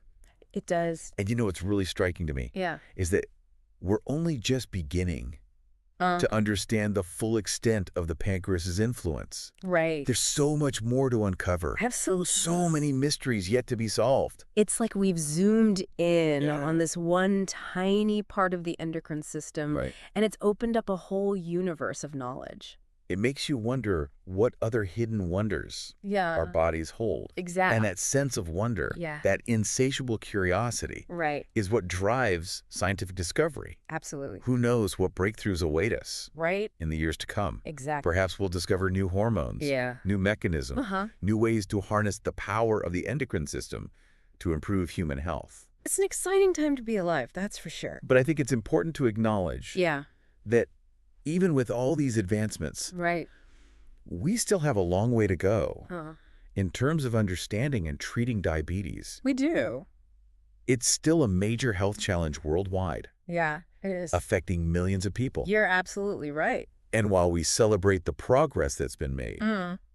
we can't lose sight of the individuals and families Right? who are living with this disease every day. Exactly. Their stories, their struggles, their resilience. Yeah. They're a powerful reminder of why we do this work, It is. why we keep pushing the boundaries of knowledge. I'm thinking about all the people out there Yeah, who are diligently managing their diabetes, right. taking their medications, monitoring their blood sugar, Yeah. making those lifestyle changes. It's a testament to their strength and determination. It is. And it's a reminder that even in the face of a chronic illness, Uh-huh. there's always hope, always a reason to keep fighting, Yeah. keep learning, keep striving for a better future. Well said. And, you know, Yeah. as we wrap up this deep dive, Uh-huh. I can't help but feel a sense of gratitude for Yeah. the researchers, healthcare providers, Mhm. and advocates who are working tirelessly Right. to improve the lives of people with diabetes. Me too. They're the unsung heroes in this fight, Yeah, they are. and their dedication is making a real difference. It is. Okay, before we sign off, Right? I want to leave our listeners with one final thought-provoking question. Okay, shoot. We've talked a lot about the pancreas, Uh-huh. insulin, glucagon, Right. and the complexities of blood sugar regulation. Yeah. But what if we step back for a moment Mm. and consider the bigger picture? Okay. What role does our modern lifestyle, Yeah. our diet, Uh-huh. our activity levels, Right. our stress levels Yeah. play in the rising rates of diabetes worldwide? Is this simply a matter of genetics and individual choices, Mm. or are there larger societal forces at play? That's a brilliant question. And one that deserves a deep dive of its own. It does. It's clear that our modern lifestyle, Yeah. with its abundance of processed foods, Mm. sedentary habits, Right. and chronic stress, is contributing to the diabetes epidemic. It is. But it's not just about individual choices. Right. It's about the systems and structures that shape those choices. That's right. Access to healthy food, Yeah. opportunities for physical activity, Mm-hmm. affordable health care. Right. These are all factors that influence our health and well-being. They are. So it's a complex interplay Yeah. of individual responsibility and societal accountability. Exactly. And it's a conversation we need to keep having, Right. a challenge we need to keep addressing. Well said. To our listeners, thank you for joining us on this deep dive Yeah. into the fascinating world of the endocrine system and diabetes. It's been fun. We hope you've learned something new, gained a new perspective, Right. and perhaps even felt a spark of inspiration Yeah. to learn more, Uh-huh. do more, Yeah. be more. Keep exploring. Yeah. Keep questioning. Uh-huh. And keep taking care of yourselves. Until next time. See ya. Get ready, folks, because today we're going to explore the fascinating world of, well, your respiratory system. Yeah, that's right. We're diving deep into some of that advanced life support pre-course material you gave me, really focusing on the anatomy side of things. That's right. We're going to take you on a guided tour, basically, from the second that air enters your nose to the moment the oxygen you need reaches your bloodstream. Yeah, it's like having a personalized anatomy lesson, zeroing in on the good stuff, right? Yes. So let's start our journey at the very beginning, the upper respiratory tract. Think of this as the entryway to your respiratory system, and it all starts with your nose. Yeah, so much more than just a place to pick. Oh, yeah, absolutely. It seems pretty basic, No. but I'm guessing it's more complex than we think. For sure, for paramedics, especially the nasal cavity, it's super important for things like placing airways, dealing with nosebleeds, and that delicate septum, the wall that divides your nostrils. That's actually a mix of cartilage in the front bone in the back, all covered with a membrane that's got a ton of blood vessels. Ah, so that explains why nosebleeds are so common. Exactly, even from a little bump. Yeah, makes sense. What about those turbinates I've heard about? Are those like what make that crunching sound when a nasotracheal tube is placed? Exactly. They're these like scroll-like structures inside the nasal cavity that warm and humidify the air you breathe. They Yeah. can definitely make tube placement a bit tricky. Gotcha. And up in that nasal cavity, we can't forget about the cribriform plate, right? Right. That's the one that can get really dangerous if there's facial trauma. Yeah.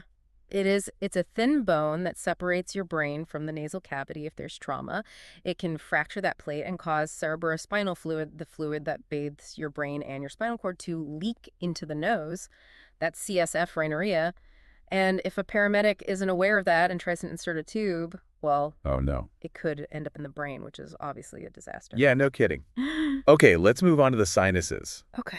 I feel like most people just think of them as the source of sinus infections and headaches, but I bet there's more to the story. Oh, way more. Those sinuses are actually air-filled cavities within the skull bones, and they can cause more trouble than just a stuffy nose, for example.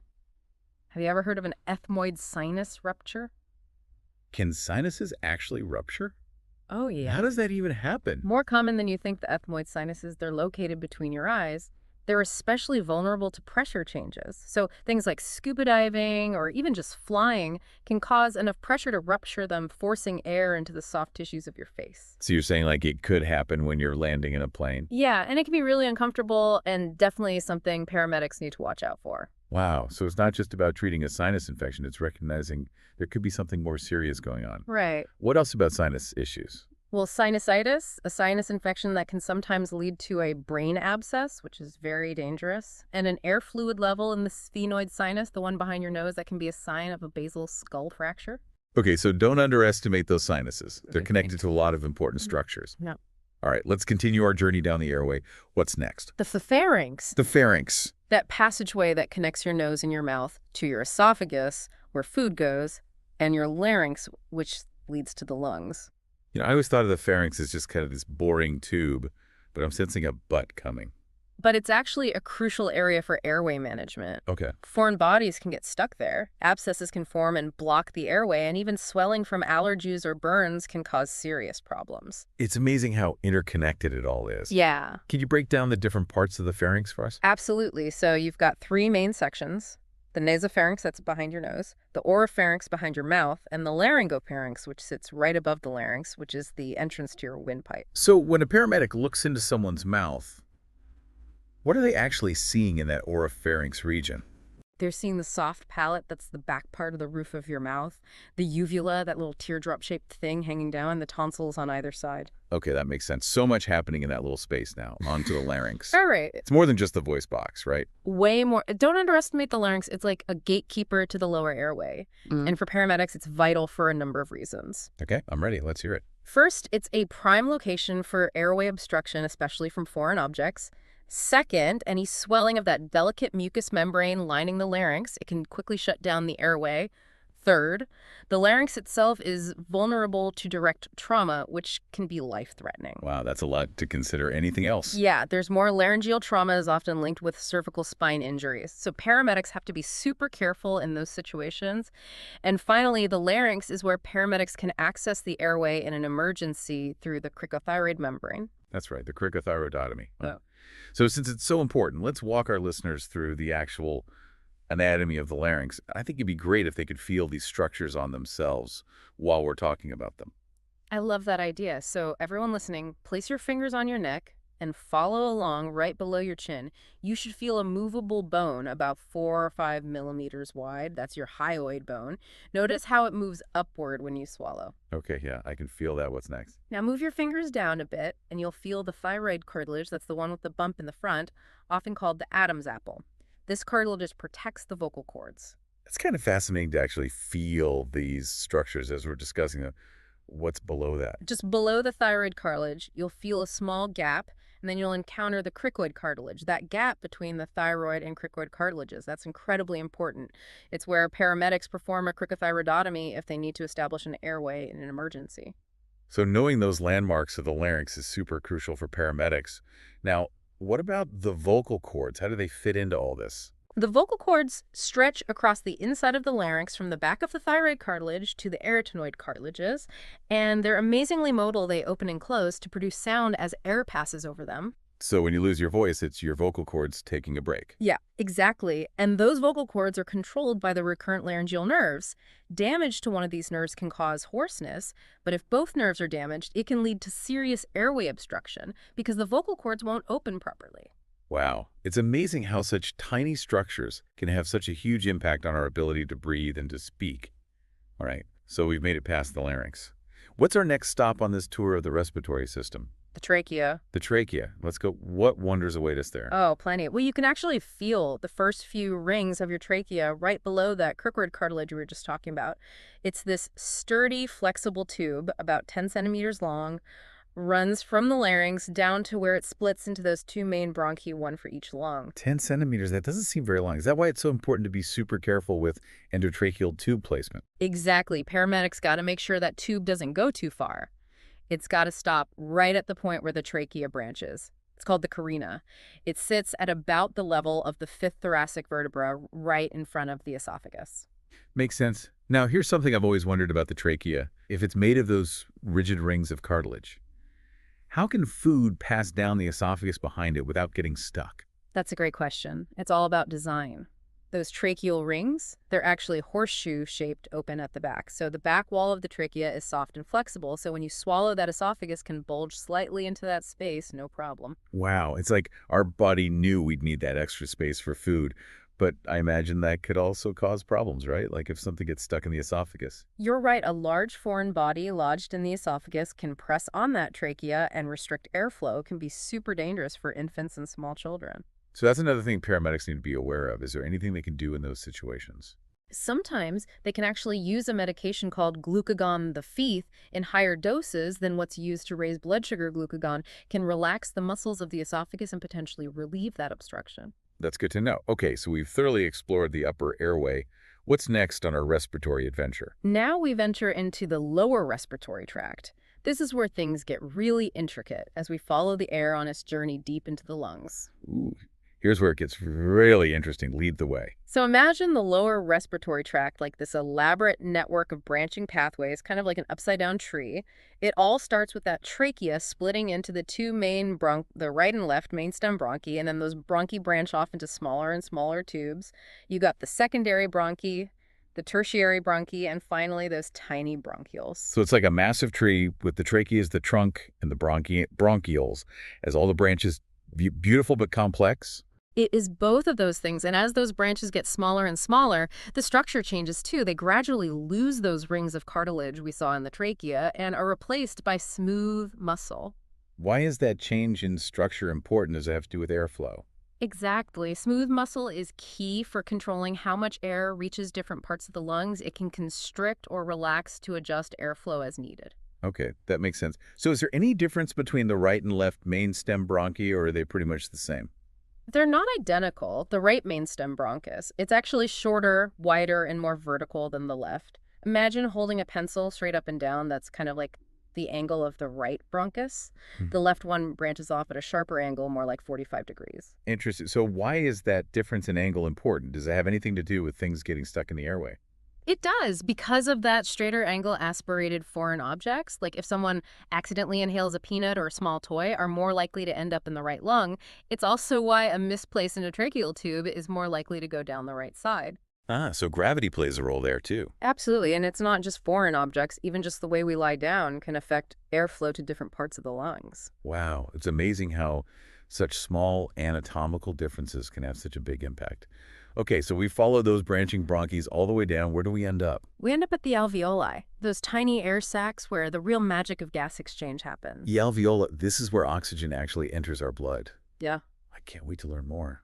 What are those alveoli like? Picture millions of tiny, thin-walled balloons clustered together like a bunch of grapes. That's what alveoli look like, and they're surrounded by this intricate network of capillaries, the tiniest blood vessels in your body. It's like an incredibly delicate and intricate web. So are you saying that by having all these tiny air sacs, it creates a massive surface area for gas exchange? Exactly. You need a huge surface area to efficiently transfer oxygen from the air into your bloodstream.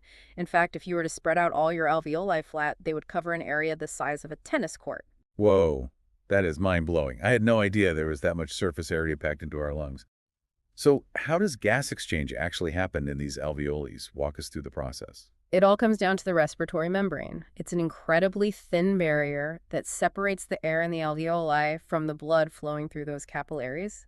You can think of it as a superhighway for oxygen and carbon dioxide. Okay, but what is this membrane actually made of? It's made up of several layers, all working together to create the thinnest possible barrier. First, you have a thin layer of surfactant. It's kind of like a soapy film that helps keep the alveoli from collapsing. So the surfactant helps keep those tiny air sacs open. Exactly. Then there's a layer of alveolar epithelial cells, followed by a tiny interstitial space, a capillary basement membrane, and finally the endothelial cells that make up the wall of the capillary. It's incredible how all those layers work together so precisely to allow oxygen to enter the blood and carbon dioxide to leave. It's like a perfectly choreographed dance. It is, but it's also a delicate balance. Anything that thickens that respiratory membrane can make it harder for gases to pass through and impair gas exchange. This can happen in conditions like pulmonary edema, where fluid builds up in the lungs, or interstitial pneumonia, where that interstitial space becomes inflamed. So keeping those alveoli healthy is absolutely essential for healthy breathing. Hmm. Okay, let's zoom out a bit now and look at the lungs themselves. What are the key things to know about these incredible organs? Each lung is cone-shaped, with the base resting on the diaphragm, that big muscle that helps us breathe, and the apex extending up above your collarbone. And on the medial surface of each lung, there's a groove called the hilum. What happens at the hilum? It's like the grand central station of the lung. That's where the bronchi, the blood vessels, the nerves, and the lymphatic vessels all enter and leave. Okay, so it's a busy place. Now, what about the lobes of the lungs? I know we talked about those earlier when we were discussing chest auscultation. Right. Understanding those lobes is crucial for paramedics. They need to know where to listen for normal and abnormal breath sounds when they're assessing a patient. The right lung has 3 lobes, superior, middle, and inferior, while the left lung only has 2, superior and inferior. And I remember you mentioning that the left lung also has a special notch to make room for the heart. You've got a great memory. It's called the cardiac notch. It's a little indentation that allows the heart to fit snugly between the lungs. Okay, so we've covered the lungs themselves. What about the pleura? What role does it play in all of this? The pleura is like a double-layered protective sac that surrounds each lung. The inner layer, called the visceral pleura, hugs the surface of the lung, while the outer layer, called the parietal pleura, lines the chest wall. It's like a built-in cushion. Exactly. And between those 2 layers is the pleural cavity, which normally only contains a tiny amount of fluid. This fluid acts as a lubricant, allowing the lungs to move smoothly against the chest wall during breathing. Okay, so the pleura helps protect the lungs and allows them to move freely. But you mentioned that the pleural cavity is a potential space. What does that mean? It means that normally the 2 layers of the pleura are in close contact with no real space between them. But if air or fluid gets into that pleural cavity, that potential space becomes a real space, and that can cause problems. Like a pneumothorax, where air leaks into the pleural cavity. That's right, or a pleural effusion, where fluid builds up in the pleural cavity. Both of these conditions can compress the lung, making it difficult to breathe. So maintaining that negative pressure in the pleural cavity is vital for keeping the lungs inflated. This is all starting to make so much sense. Okay, we've covered the lungs and their protective coverings. What's next? Now let's shift our focus to the thorax, the bony framework that houses and protects this incredible respiratory system. Think of it as the protective cage for all these vital structures. Okay, let's take a tour of the thorax. I'm ready to see how it all fits together. Imagine a cage formed by the ribs, the sternum, that's your breastbone, and the thoracic vertebrae, which are part of your spine at the top. We have the thoracic inlet, an opening that connects the chest to the neck, and at the bottom we have the diaphragm, that dome-shaped muscle we talked about earlier that plays a key role in breathing. The diaphragm is so powerful. It's amazing how much it contributes to breathing. It is, and it's important to remember that the thoracic cavity itself is divided into 3 main compartments. We have the right and left pleural cavities, which hold the lungs, and then there's the mediastinum, which is the central compartment. What's in the mediastinum? It's basically the chest's central command center, holds the heart, the trachea, the esophagus, major blood vessels, and other important structures. So it's like a well-organized chest of drawers for all those vital organs. Exactly. And understanding these anatomical relationships is crucial for paramedics. They need to know how all these structures fit together and how they can be affected by trauma or illness. This is all so fascinating. It's incredible how intricately designed our bodies are. What's next on our journey through the respiratory system? It's mind-boggling to think about how all these structures work together so seamlessly. Right. From the moment we inhale air through our nose to the moment oxygen actually enters our bloodstream. It's like a symphony of coordinated movements and processes. It really is a testament to the brilliance of evolution. The system is so efficient, but so vulnerable at the same time, which is why understanding it is so crucial for paramedics. They need to be able to identify and manage problems quickly and effectively. Absolutely. Knowing the anatomy is just the foundation. Paramedics also need to understand the physiology of respiration, how this intricate system actually functions to maintain that delicate balance of oxygen and carbon dioxide in the body. That's right. It's not just about getting air in and out. It's about making sure oxygen gets delivered to every single cell that needs it. And that involves a complex interplay of factors: lung function, blood flow, the body's metabolic demands. Wow, it's a lot to manage.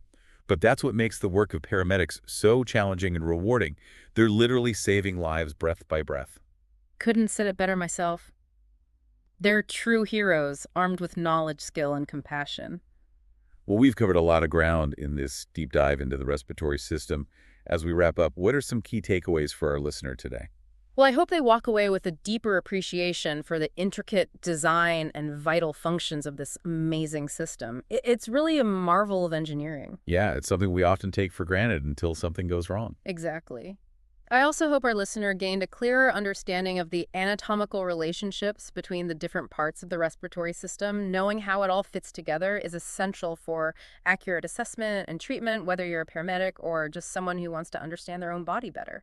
And I hope this deep dive has sparked a curiosity to explore this fascinating field even further. There's always more to learn, and understanding how our bodies work is a journey that never ends. I completely agree. And here's a final thought to ponder. Imagine if we could design artificial lungs that mimic the efficiency and elegance of our own respiratory system. What challenges and possibilities would that present? It's a question that really pushes the boundaries of science and ethics. That's an incredible question to leave our listeners with. Mm. It really makes you appreciate the complexity of what nature has created and the responsibility we have to understand and care for our own vitals. Absolutely. We've only scratched the surface today, but I hope we've provided a solid foundation for further exploration. The world of the human body is full of wonders just waiting to be discovered. Thank you so much for joining us on this incredible journey through the respiratory system. We hope you'll join us next time for another fascinating deep dive into the workings of the human body. All right, ready to dive in. Today, we're tackling the nervous system. The nervous system. Yeah, the command center, communication network, survival expert. All rolled into one. You got it. Sounds intense. Oh, it is. And to guide us, we've got the Paramedic Resource Manual. Okay, a solid source. For sure. It'll give us a good foundation for understanding this intricate system. Ever wonder how you react so quickly to, like, a hot stove? Or how about those headaches? Why do they feel so awful? Exactly. Well, we're going to find out. So first things first, how is this whole nervous system thing even organized? Great question. It's basically a two-part wonder. 2 parts. Think of it like a company. Okay. Anatomically speaking, you've got the central nervous system, The CNS. right? The brain and spinal cord. They're like the CEO and the exec team Yeah. calling the shots. Makes sense. Then there's the peripheral nervous system, all those nerves branching out from the CNS. So those are like the employees, the field agents. Exactly. Gathering info, carrying out orders from the CEO. But wait, there's more. The peripheral system gets even more specific. It does. Yeah, there's a functional division too. We've got the somatic nervous system. Somatic. Okay. That one's responsible for voluntary movements, like grabbing your coffee. Gotcha. And then there's the autonomic nervous system, managing the involuntary stuff. So like my heartbeat. Heartbeat, digestion, breathing, all those things you don't think about. So one system keeps the lights on, the other lets me interact with the world. That's a great way to put it. Awesome. Let's zoom in on the central nervous system then. The brain and spinal cord. Why are they so vital? Well, the brain, that's the ultimate command center, right? It handles thoughts, emotions, movements, senses, everything. What makes you you? Exactly.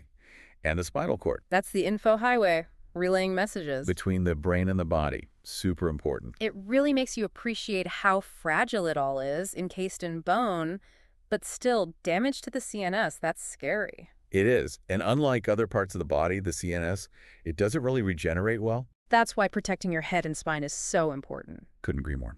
Now, speaking of the brain, it's like this massive control panel with specialized departments, right? Totally. The cerebrum, that's the largest So part. it's the cerebrum, okay. It's divided into hemispheres and lobes, each with its own job. Like what kind of jobs?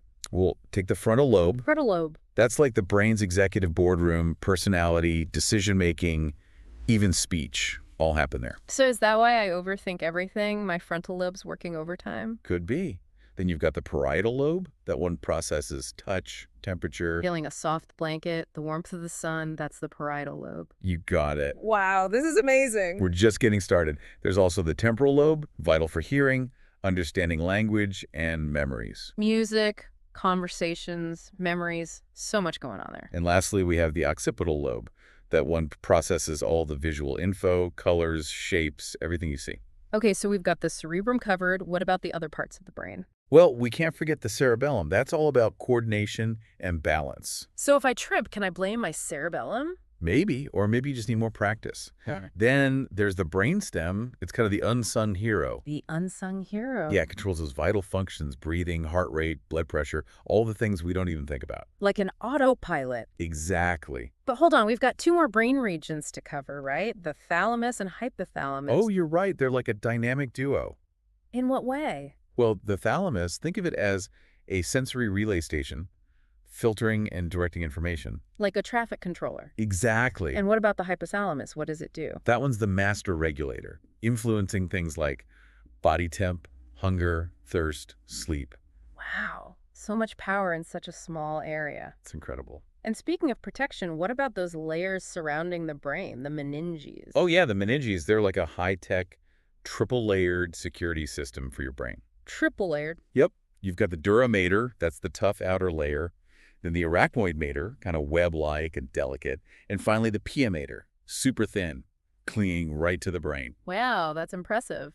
And of course, you can't forget the skull, the ultimate bony armor. Right, but even with all that protection, the brain still needs a lot of energy, right? Like constant fuel. Absolutely. It's a high-performance engine. It needs oxygen and glucose nonstop. And how much does it use? Get this.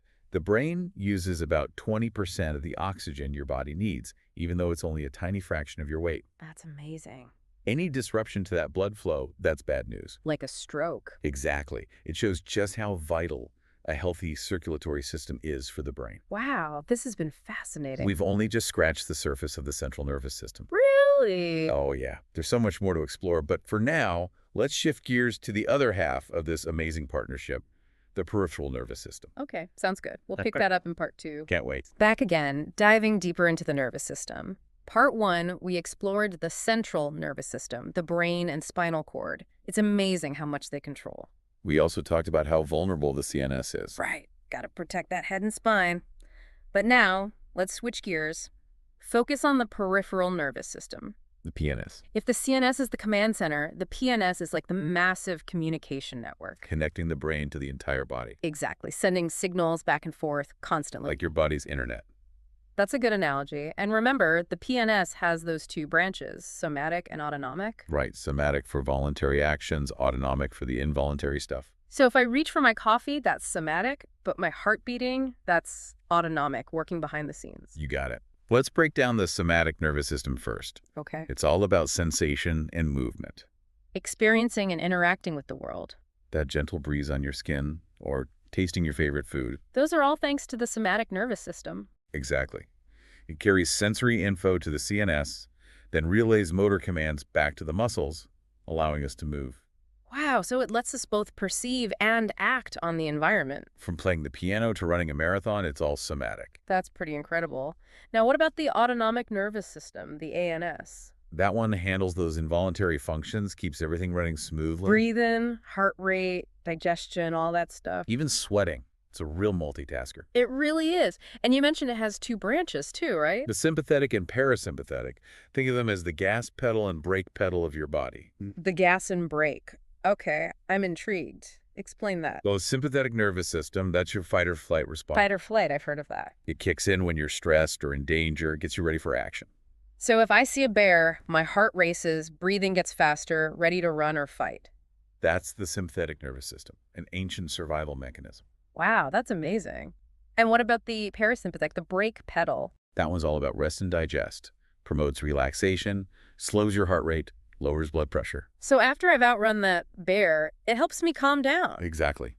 It conserves energy, restores balance. So these two branches are constantly working together, Like a seesaw, maintaining homeostasis, that internal balance. keeping everything running smoothly. Couldn't have said it better. I never realized how much was happening behind the scenes. It's a testament to the nervous system's complexity. Now let's go even deeper. What about the building blocks of this whole network, the neurons? Ah, yes. The neurons, those tiny messengers, transmitting info throughout the nervous system. They're like the electrical wiring of our bodies, right? Exactly. They receive, process, and transmit information all through electrical and chemical signals. So how does that actually work, the signal traveling? Well, picture a neuron like a long wire. It has a central body, the soma, Okay, and branching extensions called dendrites and axons. so the dendrites receive signals and the axons transmit them. Exactly. And the connection point between two neurons, that's the synapse. It's synapse. Communication happens there through neurotransmitters, chemical messengers. There's like a tiny relay race happening billions of times a A second. very accurate analogy. And these neurotransmitters, they regulate a ton of functions. Like mood, sleep, pain, movement. Right. You got it. I've heard of some of them, like dopamine and serotonin. They're linked to mental health. Right. Dopamine is about reward and motivation, that feeling of pleasure when you achieve something. And serotonin? Serotonin affects mood, sleep, appetite, feelings of calmness and well-being. So if those neurotransmitters are out of whack, it can lead to depression or anxiety. It's more complex than that, but imbalances can contribute to various health issues. It's amazing how these tiny molecules can have such a big impact on us. It really highlights the interconnectedness of our nervous systems, Now, remember when we talked about pain earlier? that protective mechanism. Our body's alarm system. Yeah, exactly. And that experience of pain, it's all thanks to nociceptors, specialized sensory neurons. Nociceptors, okay? They're all over our body. So if I touch a hot stove, nociceptors in my hand send a pain signal to my brain. That's right, through the spinal cord. And that's why we react so quickly. It happens incredibly fast. Fascinating. And speaking of fast reactions, what about reflexes? Ah, yes, reflexes, those lightning-fast responses that protect us. Like when the doctor taps your knee, your leg jerks. Exactly. Automatic responses, no conscious thought involved. So what's going on in our nervous system during a reflex? Let's say you touch that hot stove again. Okay. Sensory receptors in your skin send a signal through sensory neurons to the spinal cord. Up my arm, into the spine. But here's the thing, in the spinal cord, the signal goes straight to motor neurons. It bypasses the brain. It does. Those motor neurons send a command back to the muscles. You pull your hand away. So that's why it's so fast. I don't even think about it. It's a brilliant system, super efficient. But I still feel the pain afterwards, so my brain does get the message eventually. You're right. The signal also travels to the brain. That's why you feel the burn later, But the reflex happens much faster. protecting you from harm. It's like a built-in safety system, acting before we even know it. Exactly.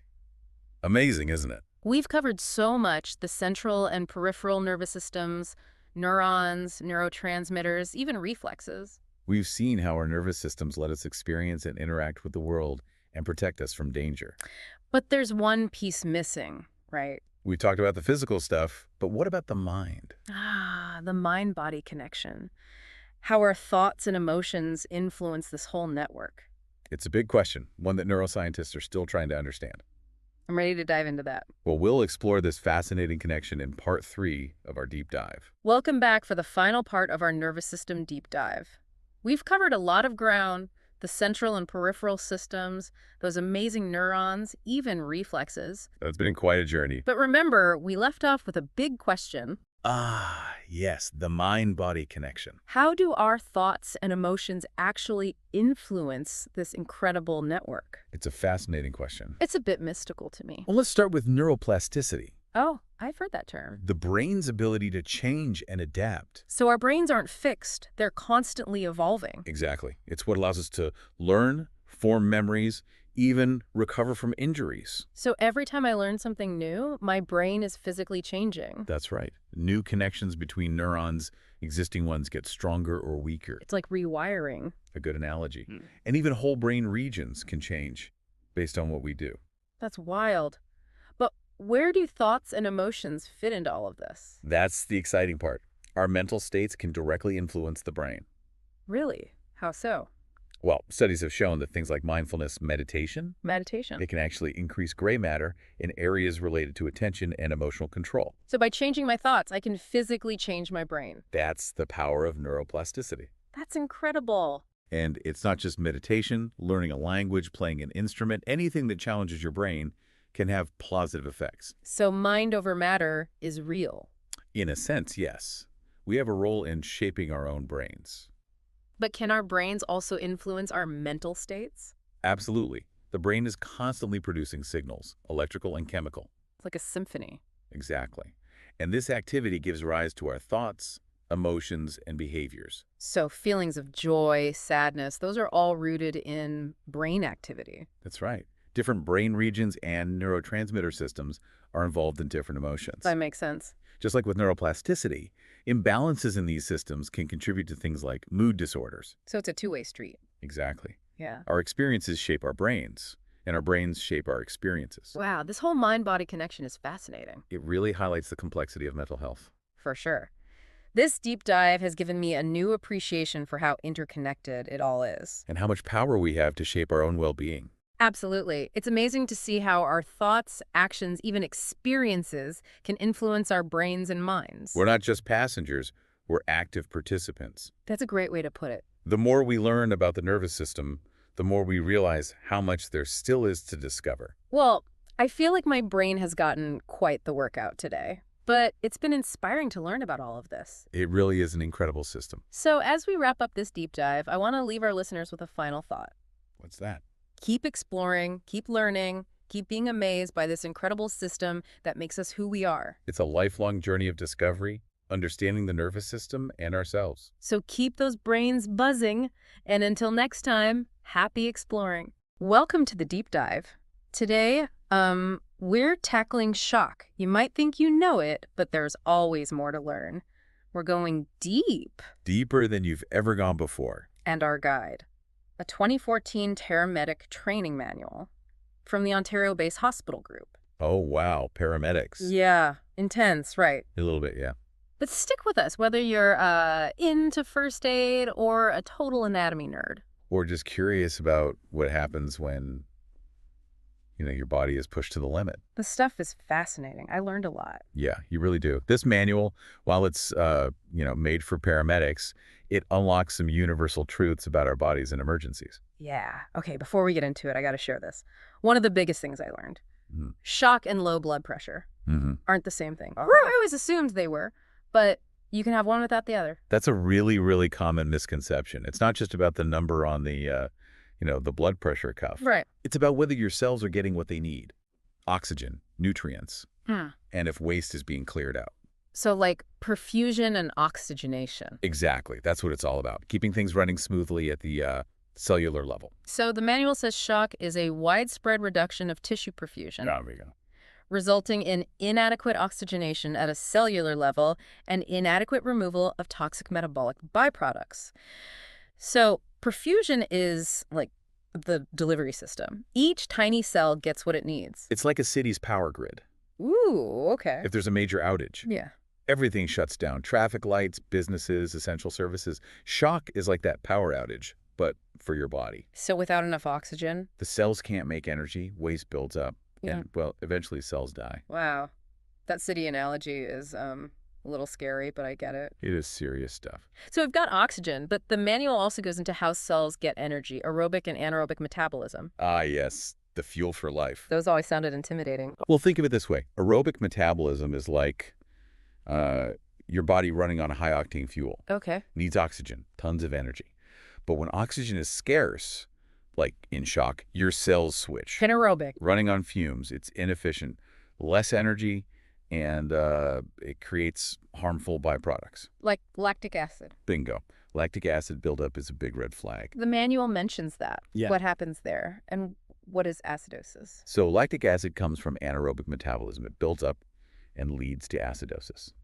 That means the acid levels in your blood go up, Oh. throws off the balance inside your cells, disrupts everything, contributes to that downward spiral of shock. Okay, so we've got the definition of shock, why oxygen delivery is so vital. The foundation. But then the manual says not all shock is caused by hypovolemia, meaning loss of blood or fluids. Right. There are other ways to get into trouble. So what else can trigger this whole cascade? It's a great question, and it gets to the heart of why understanding the types of shock is important. Because treatment differs. You got it. The manual breaks down the causes of shock into a few categories. We have hypovolemic, of course. Yeah. From bleeding, dehydration, burns. But there's also... Oh, wait, I remembered this. The manual has a mnemonic, S-H-O-C-K. They do love their mnemonics. Yeah? So S can be for septic or spinal. Neurogenic shock. Right. Then H for hypovolemic, O for obstructive, C for cardiogenic. No, okay. They got a little creative there. And kiss. Anaphylactic. I love that. Okay, so breaking it down, septic shock is like your immune system going haywire, right? Yeah, usually from an infection. And then neurogenic shock. That's where the nervous system malfunctions. Yeah. Blood vessels dilate. You're on a roll. And there's obstructive shock, where something is literally blocking blood flow. Like a tension pneumothorax. Yeah. Collapsed lung pressing on the heart and blood vessels. Oh, wow. Basically squeezing off circulation, like a kink in a hose. Okay, that's a vivid image. And then there's cardiogenic shock. The heart itself can't pump, often because of a massive heart attack. Oh, gee. And finally, anaphylactic shock, extreme allergic reaction. Yep. Blood vessels dilate, leak fluid. It's a whole body emergency. So, infections, nerve problems, blockages, a failing heart, and allergies, all leading to shock. But why is it so important to know the type? Because the right treatment depends on the cause. Giving fluids to someone with cardiogenic shock could be really bad. Oh, wow. But someone with hypovolemic shock, they need fluids desperately. Accurate diagnosis is key. Different problems, different solutions. Makes sense. I'm kind of curious about obstructive and cardiogenic shock. They seem the most dramatic. Good choices. They are. Let's start with obstructive shock, specifically that tension pneumothorax we talked about. The collapsed lung. Yeah. The manual really stresses how fast this can go south. Yeah. Because that collapsed lung is putting the squeeze on your heart. Okay, yeah, I can see how that'd be a problem. But how would you even know? What are the signs? The manual highlights a few things. First, trouble breathing. Makes sense, right? Yeah. Then, you'd likely hear no breath sounds on one side, because that lung is down for the count. And then there's tracheal deviation. The windpipe shifts away from the collapsed lung. From the pressure. Exactly. And finally, you might see distended neck veins. Wait, what? Distended? Wouldn't they be flat if blood isn't getting back to the heart? It seems counterintuitive, but the blockage is after the neck veins, so blood backs up. Ah, I see. It's a key difference because it rules out hypovolemia as the only cause. Distended neck veins plus shock points to obstructive or cardiogenic. So it's a clue. That's interesting. Okay, let's swap to cardiogenic shock now. The manual describes it as the most severe form of decreased left ventricular pumping function. The heart just can't keep up. So basically the heart's main pumping chamber isn't strong enough, and usually because of a huge heart attack, right? Imagine a big blockage in a coronary artery.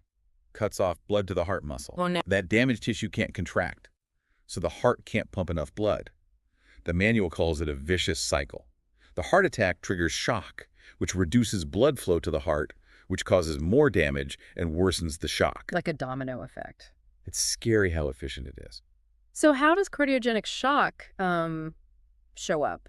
Similar to obstructive shock? There are some overlaps. Low blood pressure, altered mental status. Yeah. But with cardiogenic shock, you usually see signs of heart failure too. Right. Shortness of breath, Yeah. rapid heart rate, maybe even pulmonary edema, fluid in the lungs, and yes, distended neck veins. Again? Same reason as obstructive shock. Anything that blocks blood flow back to the heart can cause those veins to bulge. It's all connecting now. But the manual also mentions acute right ventricular infarction. What's different about that one? Most people think of heart attacks as hitting the left side of the heart, Right. but the right side can be hit too.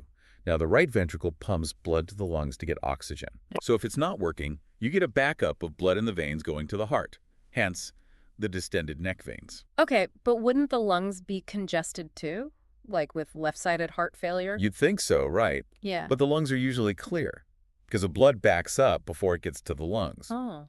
So you have the low blood pressure, altered mental status of shock, but with distended neck veins and clear lungs.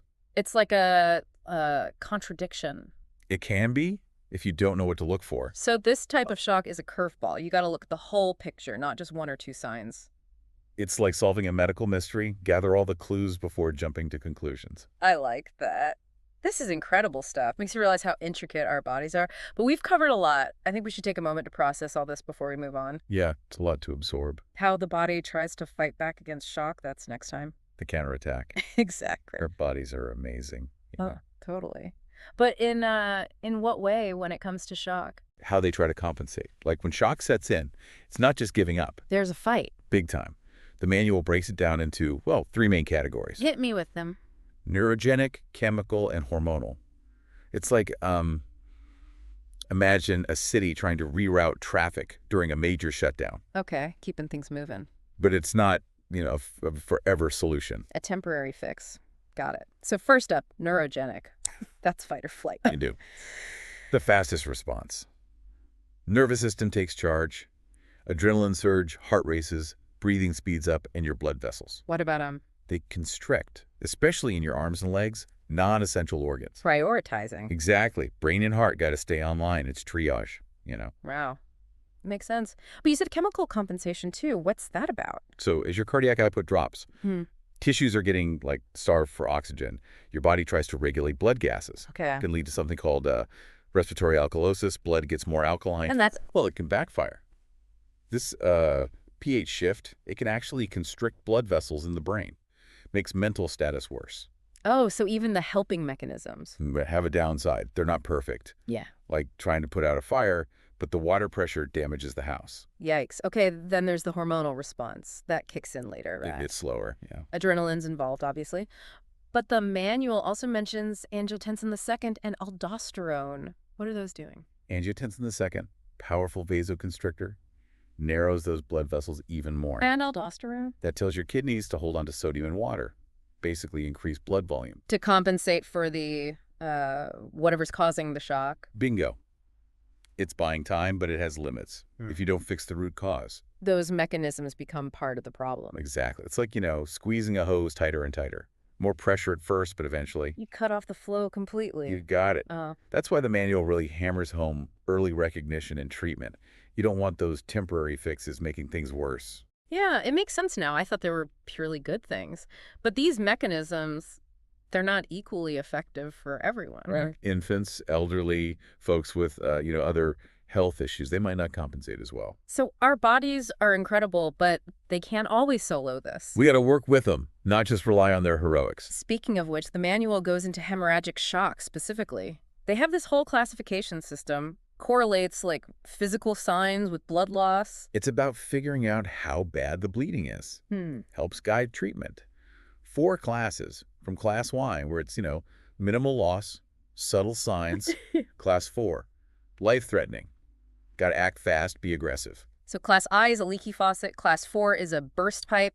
Perfect analogy. And just like plumbing, the sooner you fix it, the better. Early recognition is key. I'm seeing a pattern here. You're catching on. Doesn't matter the cause, the sooner you spot shock, the better the outcome. And the manual says specific numbers for blood pressure and heart rate. Yeah. Not as important as the overall picture. So not just staring at a monitor, you look at the patient, their mental state, skin color, all of it. It's like detective work, putting all the clues together. I love that. Taking a holistic approach, not getting tunnel vision. Okay, so types of shock, compensation attempts, how bad it is. What about actually managing shock? Out in the field, what's the first thing you do if you think someone's in shock? Good question. The manual says systematic approach. Focus on the ABCs. The ABCs. Airway, breathing, circulation. Your foundation. Makes sense. A, airway. What does that mean? Making sure they can breathe, obviously. Tilting a head back, maybe a jaw thrust. Sometimes you got to use an airway adjunct or even a surgical airway in extreme cases. B, breathing. That's about getting enough oxygen. Yep. Check their rate, how hard they're working, listen for weird sounds, and give oxygen if they need it. You support their breathing while you figure out what's causing the shock. Right. And C, circulation. What's the priority there? Stop any bleeding you can see, get IV access for fluids, watch those vital signs like a hawk. And this is where knowing the type of shock really matters. Treatment's going to be different depending on the cause. Back to detective work. But what about those super urgent situations? Like tension pneumothorax or cardiac tamponade? You're right. Those are Time sensitive. The manual talks about needle decompression for tension pneumothorax. Needle decompression. You stick a needle into the chest to release the trapped air. Whoa. It's intense, but it can buy you precious time.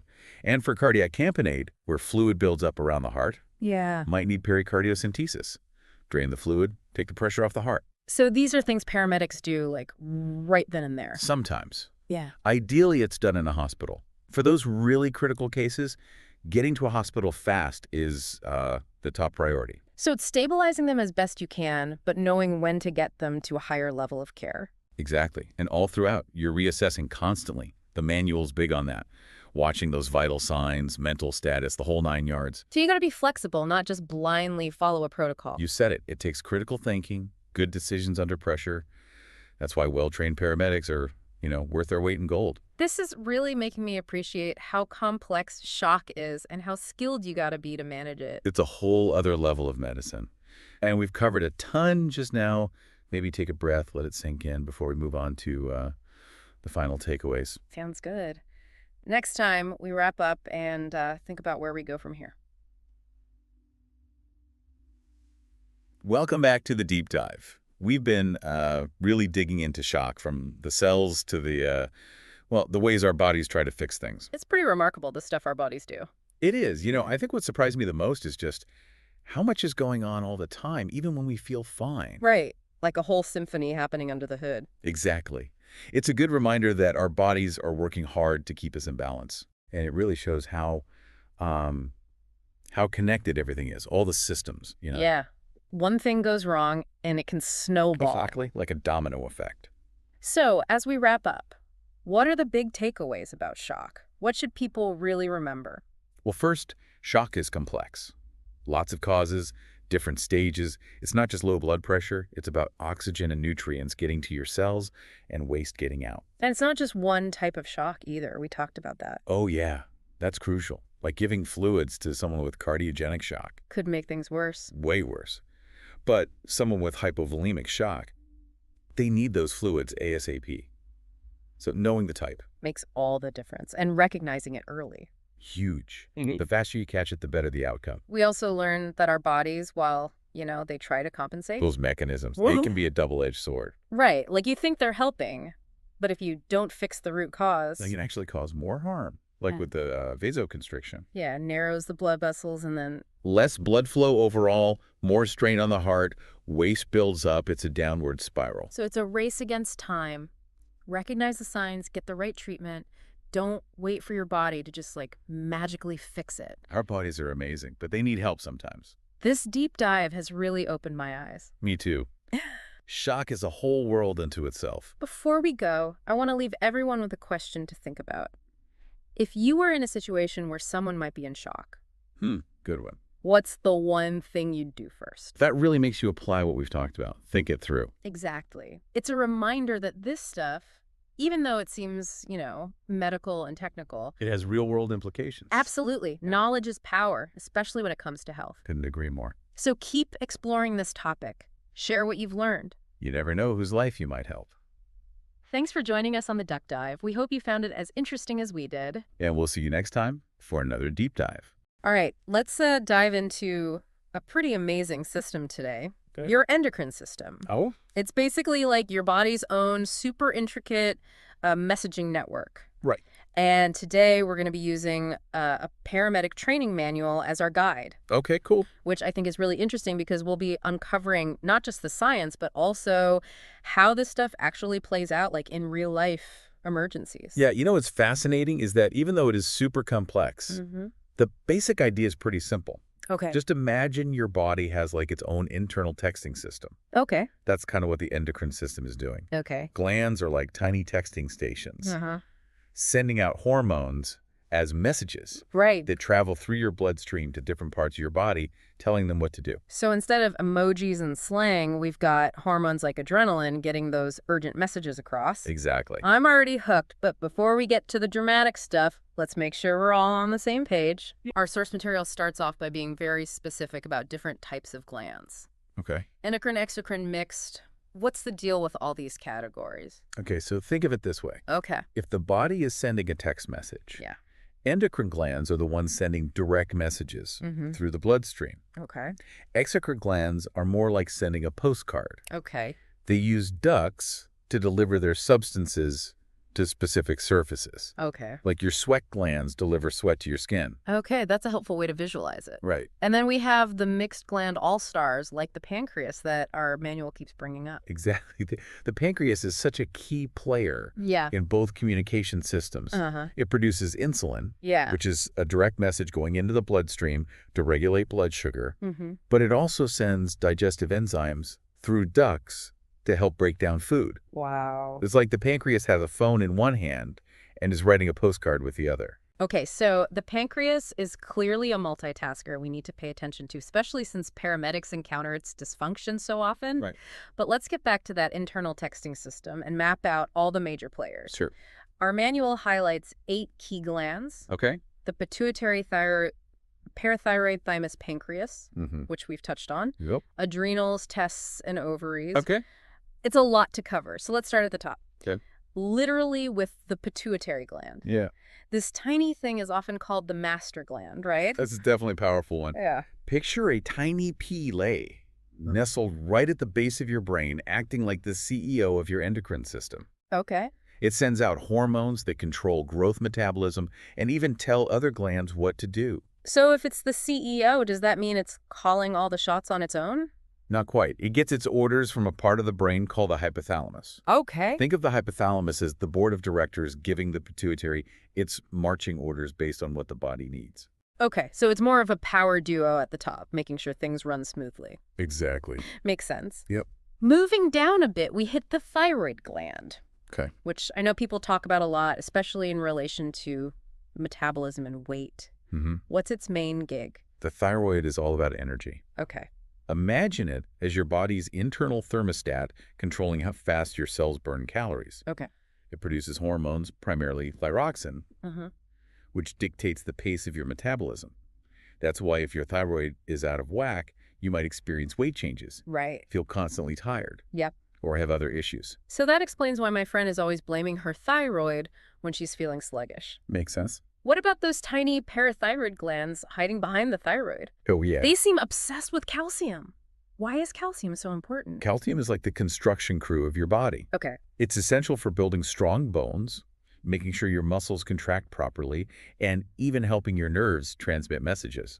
The parathyroid glands release parathormone, Okay. a hormone that acts like a foreman, making sure there's always enough calcium available for these vital jobs. So it's all about keeping those calcium levels balanced. Exactly. Got it. What about the thymus? Okay, It sounds kind of like a superhero training ground. that's a pretty accurate description. The thymus is located in your chest, Mm-hmm. and it's where your T lymphocytes, Okay. a type of white blood cell, Right. go through intense training to become expert infection fighters. Really? It's most active during childhood and adolescence, Okay. basically building your immune system's army. Wow. Talk about building your defenses now onto a gland that definitely sounds action-packed. Okay. The adrenals? I feel like these are going to be the stars of a blockbuster movie. You're not wrong. The adrenal glands sit right on top of your kidneys, Uh-huh. and they are all about that fight or flight response you hear about. Right. They're responsible for pumping out adrenaline, that hormone that kicks in when you're facing a challenge or feeling stressed. So when you're about to give a big presentation, Yes. or you're stuck in traffic and your heart starts racing, Mm-hmm. that's the adrenals hard at work. Exactly. But how does that actually help in a dangerous situation? Think of it as your body hitting the go button. Okay. Adrenaline gives you a burst of energy, sharpens your senses, and makes your heart pump faster. Right. So you're ready to either fight off danger or make a quick escape. It's a pretty amazing survival mechanism, wouldn't you say? Absolutely. It's like having your own internal superhero suit that activates when you need it most. I like that. But even when we're not facing a life or death situation, our manual says these glands are still important for regulating things like blood pressure and energy levels. Right. Adrenaline isn't just about those dramatic moments. It's also involved in keeping things running smoothly on a day-to-day basis. Okay. And the adrenal glands produce other hormones too, like Mhm. cortisol, which plays a role in managing stress over the long term. Cortisol is a whole other deep dive waiting to happen. Oh, yeah, for sure. But let's move on to the gonads. The testes in men and ovaries in women. Okay. I'm guessing these are the key players in the whole reproduction game. You guessed it. The testes are responsible for producing testosterone, Right. which drives male sexual development and characteristics. Okay. The ovaries, on the other hand, produce estrogen and progesterone, Uh-huh. the hormones that regulate the menstrual cycle and everything related to female reproduction. It's amazing how these hormones shape so much of who we are, both physically and in terms of our ability to create new life. Yeah. Now, our manual mentions this intriguing concept of fringes of the endocrine system. Okay. It sounds kind of mysterious. What's that about? It's basically the idea that some organs we don't typically think of as endocrine glands might actually be involved in producing hormones too. Huh. A good example is the pineal gland, Okay. a tiny structure deep within the brain. Wait, the pineal gland, isn't that the one often called the third eye in all those mystical traditions? Yes, that's the one. Wow. It's been associated with spirituality and intuition for centuries, but now we're starting to understand its role in a more scientific way. Okay. It produces melatonin, Right. the hormone that helps regulate your sleep-wake cycle. So that feeling of drowsiness at night, Mm-hmm. that's my pineal gland sending out the time to sleep texts. Exactly. But it might be doing a lot more than just that. Research suggests melatonin might play a role in boosting the immune system, protecting against certain cancers, and even slowing down aging. Hold on, slowing down aging. That's a Yeah. whole other level of fascinating. Tell me more. Okay, so it really is remarkable. And the pineal gland is just one example of how much we're still learning about this intricate system. Right. We've covered a lot of ground already, Yeah. but we've only just scratched the surface of the endocrine system. It's time to zoom in on some specific hormones and how they impact your body. You're right. Knowing where those hormone texts are coming from is just the first step. Mhm. Now, I want to know what those messages actually say and how they impact us. Right. And our paramedic training manual actually highlights a few hormones that are especially crucial in those emergency situations they deal with every day. It does. And a good place to start is with that thyroid hormone we discussed earlier, thyroxine. Okay. It's not just about regulating your metabolism. It can also become extremely relevant in a life or death scenario, like when paramedics need to perform a cricothyroidotomy. Okay, I'm picturing some intense medical drama unfolding right now. Aha! A cricothyroidotomy. Yeah, That sounds serious. it is. What's the connection to thyroxine? A cricothyroidotomy is an emergency procedure used to establish an airway when someone can't breathe. Right. The thing is, the incision is made very close to the thyroid gland, and if the gland is accidentally nicked during the procedure, it can cause a lot of bleeding. Oh, wow. So paramedics need to be extremely aware of this anatomical relationship and be as precise as possible. Wow, talk about high stakes. Yeah. Precision is key when you're dealing with the human body. What about adrenaline and noradrenaline? We talked about them in the context of fight or flight, Right. but knowing how they work is crucial for paramedics too, right? Absolutely. Adrenaline and noradrenaline are like the emergency responders of your cardiovascular system. Okay. When you face a stressful situation, adrenaline kicks in, increasing your heart rate and making your heart pump harder. At the same time, noradrenaline constricts your blood vessels, which raises your blood pressure. So it's like your body is prepping for battle, Exactly. making sure your muscles have all the resources they need to fight or flee. That's incredible. But what about the hormones we usually associate with the female reproductive system? Okay. Estrogen and progesterone, does our paramedic manual mention those? It does. While paramedics don't typically deal with the reproductive aspects of these hormones, Yeah. they do need to be aware of potential complications from things like ovarian cysts. Oh, right. Ovarian cysts. Yeah, They can be pretty common, but sometimes they cause problems, right? that's right. Ovarian cysts are fluid-filled sacs that can form on the ovaries. Most of the time they're harmless, but sometimes they can rupture, twist, or cause a lot of pain, which can lead to emergency situations. Right. So paramedics need to know how to recognize these symptoms and provide appropriate care. It's a good reminder that even though we tend to categorize hormones based on their primary roles, Yeah. their effects can ripple out and impact other systems in unexpected ways. Speaking of fascinating hormones, let's get back to melatonin. Okay. That sleep-regulating hormone produced by the pineal gland we talked about, its potential to slow down aging. But what else have researchers been discovering about it? Melatonin is definitely having a moment in the scientific spotlight right now. Uh-huh. There's a lot of research exploring its potential benefits beyond just sleep. Some studies suggest it might act as a powerful antioxidant, Okay. protecting your cells from damage caused by free radicals. Free radicals, those are the troublemakers that contribute to aging and disease, right? Exactly. It's like melatonin is your body's internal defense squad fighting off those damaging molecules. There's even research exploring whether melatonin might help regulate your body's internal clock, which tends to get a bit out of sync as we age. So melatonin might be a key to feeling younger and more energized. I'm definitely paying more attention to this hormone now. But let's shift gears for a moment and talk about how all these hormones work together. Okay. Our manual mentions these things called feedback loops. Can you explain how those work? Imagine your body has its own internal thermostat, just like the one in your house. When the temperature drops below a certain point, the thermostat kicks in and tells the furnace to turn on. Once the temperature reaches the desired level, the thermostat signals the furnace to shut off again. Okay, that makes sense. It's all about maintaining balance. But how does this thermostat analogy apply to hormones? A classic example is the interaction between the hypothalamus, the pituitary gland, and the thyroid gland. The hypothalamus acts as the thermostat, monitoring the levels of thyroid hormone in your blood. If those levels are too low, the hypothalamus sends a message to the pituitary gland, which then signals the thyroid to produce more thyroxine when thyroxine levels are back in the right range. The hypothalamus tells everyone to ease up, preventing things from getting out of control. So it's a delicate dance with each gland listening to the signals from the others and making sure hormone levels stay within a healthy range. It's amazing how our bodies can orchestrate all of this without us even having to think about it. It really is remarkable, and these feedback loops are happening constantly throughout your body, keeping all sorts of processes in check, from regulating your temperature and sleep-wake cycle to managing your stress response and keeping your blood sugar balanced. But before we dive into what happens when things go wrong, I want to circle back to those fringes of the endocrine system we were talking about. All right, we explored the wonders of the pineal gland, but are there other organs that are stepping into the hormone spotlight? There are. For example, did you know that your gut, Okay. specifically your intestinal tract, is actually a major hormone producer?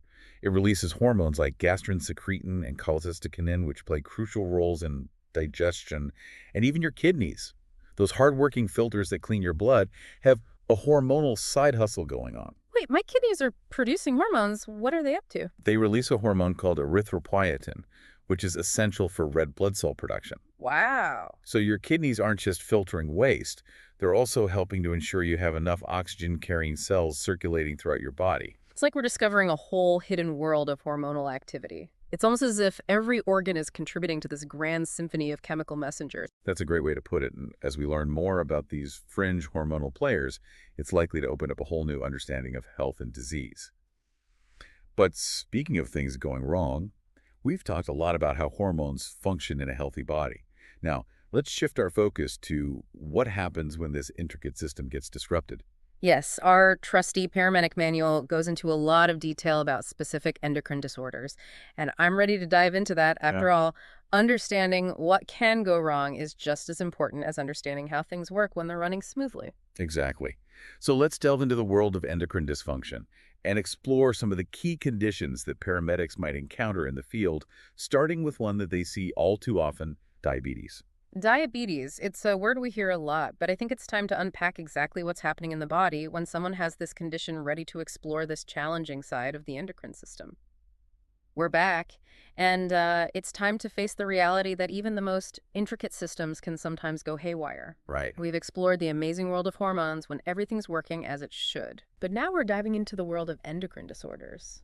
It's like we've been reading the instruction manual for a perfectly functioning machine, and now we're flipping to the troubleshooting section. Yeah. And our paramedic training manual spends a lot of time on one particular disorder that they encounter, frequently diabetes. Right, diabetes. It's a word we hear all the time. Yeah. But I think it's worth taking a closer look at what's actually happening in the body when someone has this condition. Absolutely. It all comes back to the pancreas and its role in blood sugar regulation. Remember how we talked about the pancreas being a key player in that internal communication system? Yeah. Well, in diabetes, that communication gets disrupted. Hmm.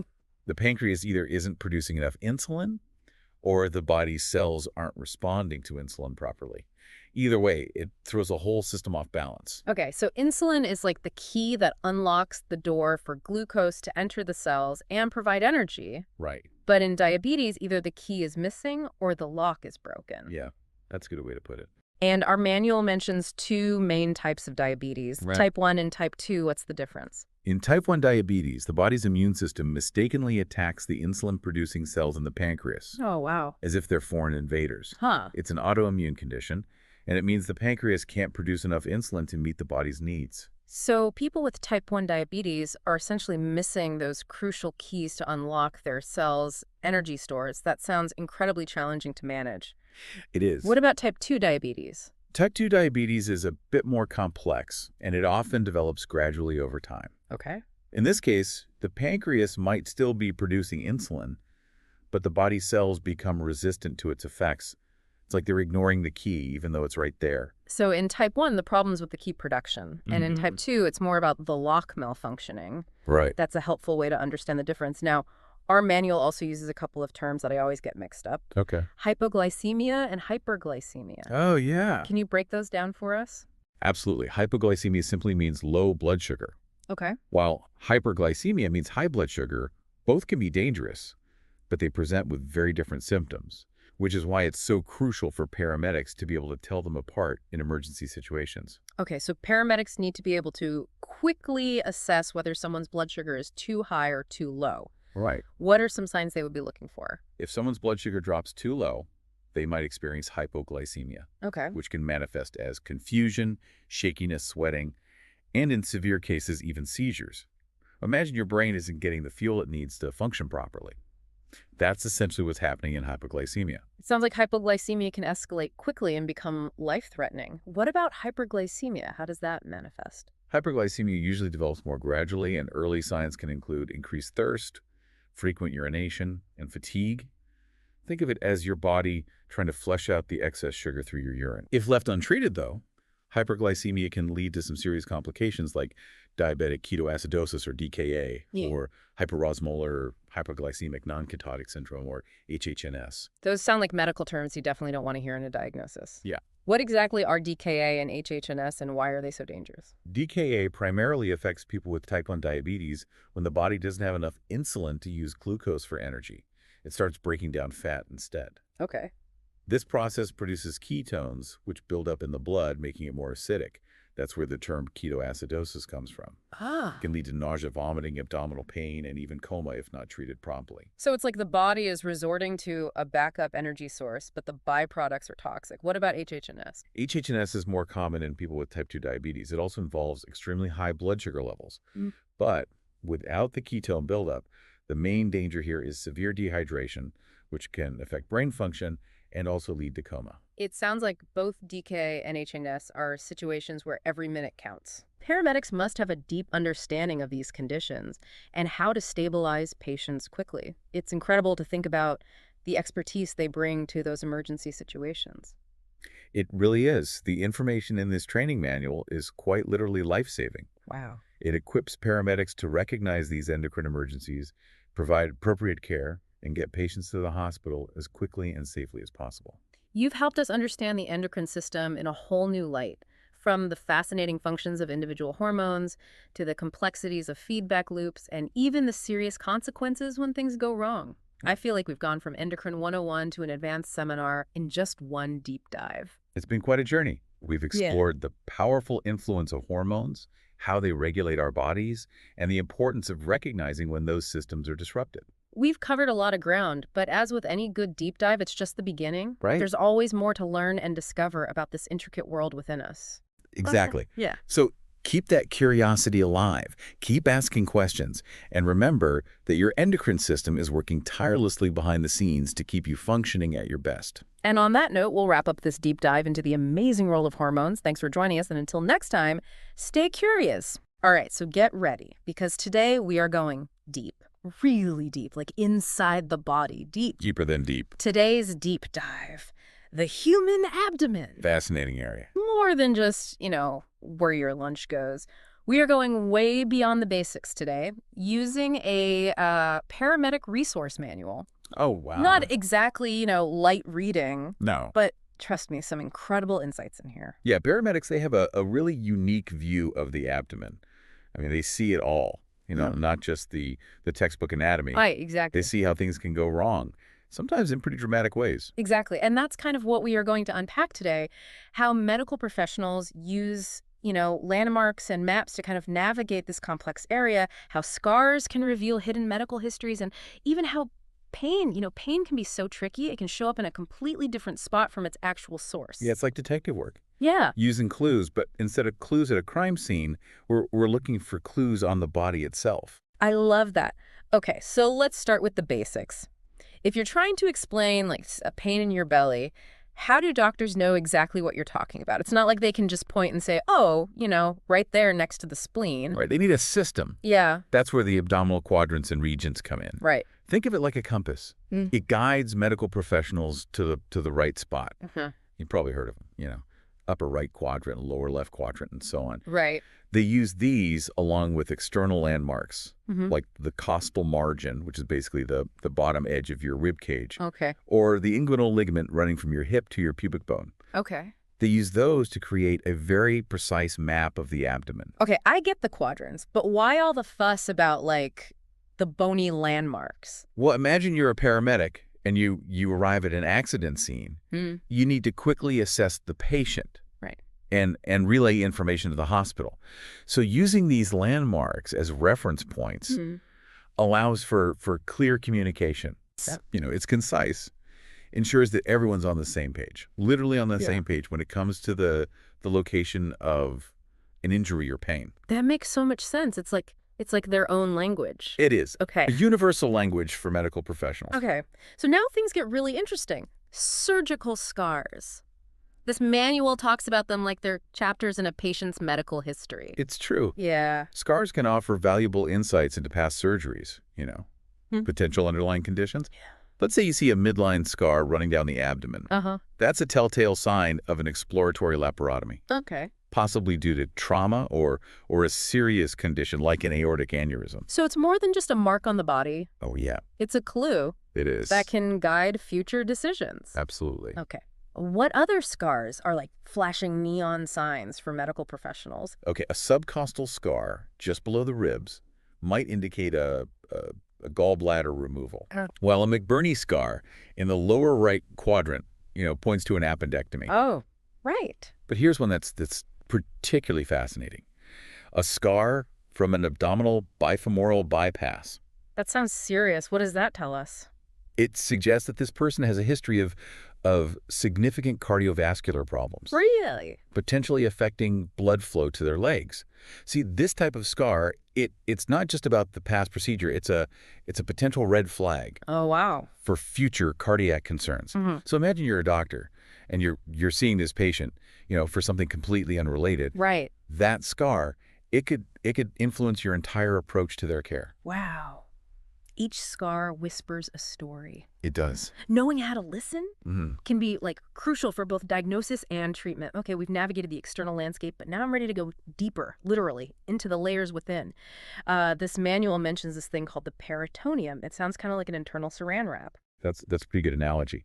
But think of it as a much more specialized cling wrap. Okay. The peritoneum it's a thin, slippery membrane. Uh-huh. It lines the abdominal cavity and covers most of your organs. Okay. It's crucial for allowing your organs to move smoothly against each other without getting, stuck or irritated. So it's more than just a passive covering. It's actively facilitating movement. Absolutely. Wow. Preventing friction. Fascinating. But the manual also mentions this distinction between the parietal peritoneum and the visceral peritoneum. What is the difference? Okay. Think of it like this. The parietal peritoneum is like the wallpaper of your abdominal cavity. It's lining the walls. Okay. While the visceral peritoneum is like a custom fitted cover for each of your organs. Okay, that helps. But why is that difference so important, especially for like those paramedics that we keep talking about? Because the space between these layers, it's called the peritoneal cavity, it can be a site of serious trouble, particularly internal bleeding. Right. If there's a rupture or an injury, blood can accumulate in this cavity. It can make it very difficult to detect. And then there's the retroperitoneal space, which lies behind the peritoneum. Oh. And that houses vital organs like your kidneys, pancreas, and aorta. Oh, wow. Bleeding in that area can be equally dangerous, hiding behind that peritoneal curtain.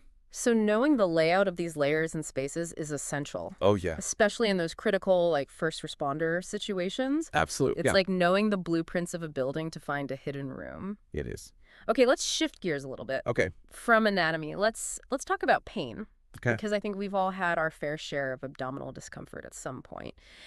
The manual lists distension, ischemia, and inflammation as the main culprits. And each of those causes can manifest in very different ways, leading to a whole spectrum of pain experiences. Okay. Let's start with distension.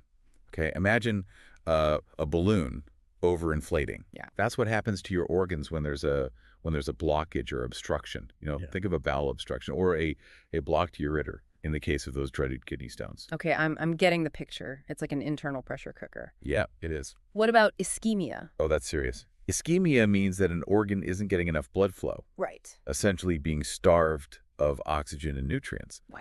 This can happen if a blood vessel gets blocked, like with a clot in a mesenteric artery Huh. supplying the intestines. Wow. And then there's inflammation, which is, it's your body's natural response to injury or irritation, like an appendicitis or pancreatitis. So 3 very different causes, Mm. but they all end up triggering pain signals. Right. The manual also goes into visceral and somatic pain. What's the distinction? Well, this distinction is crucial, especially for those trying to, decipher what's happening inside based on someone's description of their pain. Yeah. Visceral pain originates from the organs themselves, and it's often described as dull, aching, crampy. It's hard to pinpoint, like just a general sense of unease in your belly. Like that, I don't feel quite right. Stomach ache. Exactly. Now, somatic pain, which arises from the abdominal wall, the peritoneum or diaphragm, that's much more intense, and it's localized. Oh. It's that sharp stabbing pain where you can point to the exact spot that hurts. And the manual uses appendicitis as a perfect example to illustrate this, right? It does. Yeah. Early on, as the appendix gets inflamed, distended, the pain is that dull, visceral ache around the belly button. Oh, right. But as the inflammation spreads, it starts to irritate the surrounding peritoneum, Mm-hmm. and the pain shifts to the lower right quadrant, becoming sharp and localized. That's the somatic pain kicking in, signaling a more advanced stage of the condition. Okay, so I'm starting to see how understanding these like nuances of pain can be like, it's like deciphering a secret code, Yeah, it is. especially in emergency situations. It is. But here's where things get even more mind-boggling. Referred pain. Mhm. The manual talks about how pain can originate in one place but be felt somewhere else entirely. It's like your body's playing a trick on you. It's not a trick exactly, Yeah. but it's more like a quirk of our nervous system. Okay.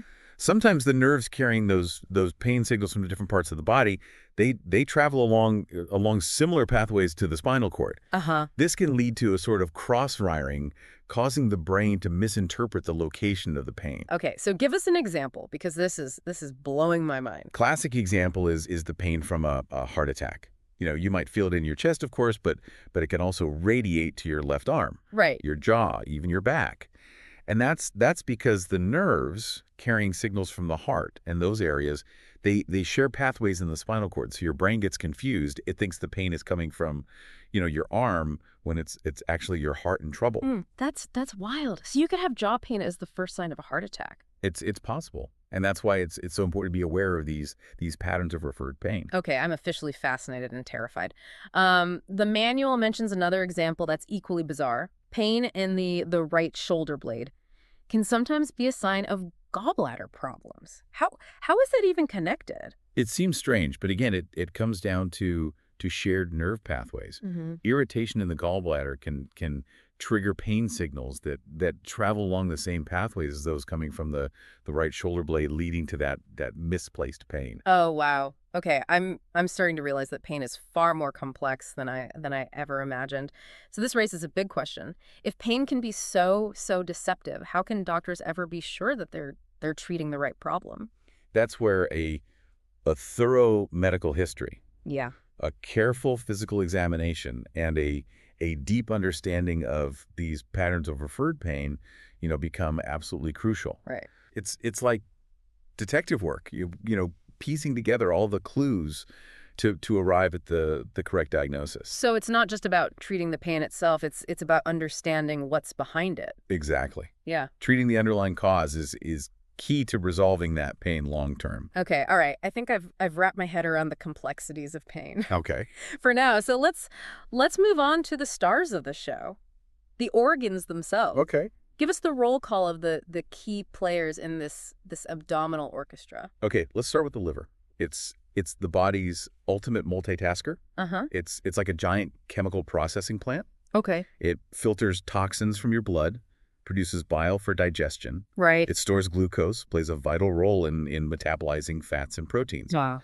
And it sits mainly on the right side, tucked into your rib cage for protection. Okay. And nestled just beneath the liver is the gallbladder, that little sac that stores bile. But it can also be a source of trouble, right? Oh, you bet. I Especially if those pesky gallstones form, Right. block the bile duct. Okay, let's move across the abdomen to the left side. What about the spleen? That one always sounded kind of mysterious to me. The spleen is a fascinating organ. It Yeah. plays a key role in your immune system. Okay. It filters your blood, removing old or damaged red blood cells. It also stores white blood cells, Oh, okay. ready to fight off infection. It's like a combination blood bank and military base for your immune system. Okay, but it's also vulnerable though, right? Especially in those with mono. Absolutely. The spleen can become enlarged with mono, making it much more susceptible to injury, even from seemingly minor bumps or falls. Wow. So if you have mono, take it easy on the contact sports for a while. Noted.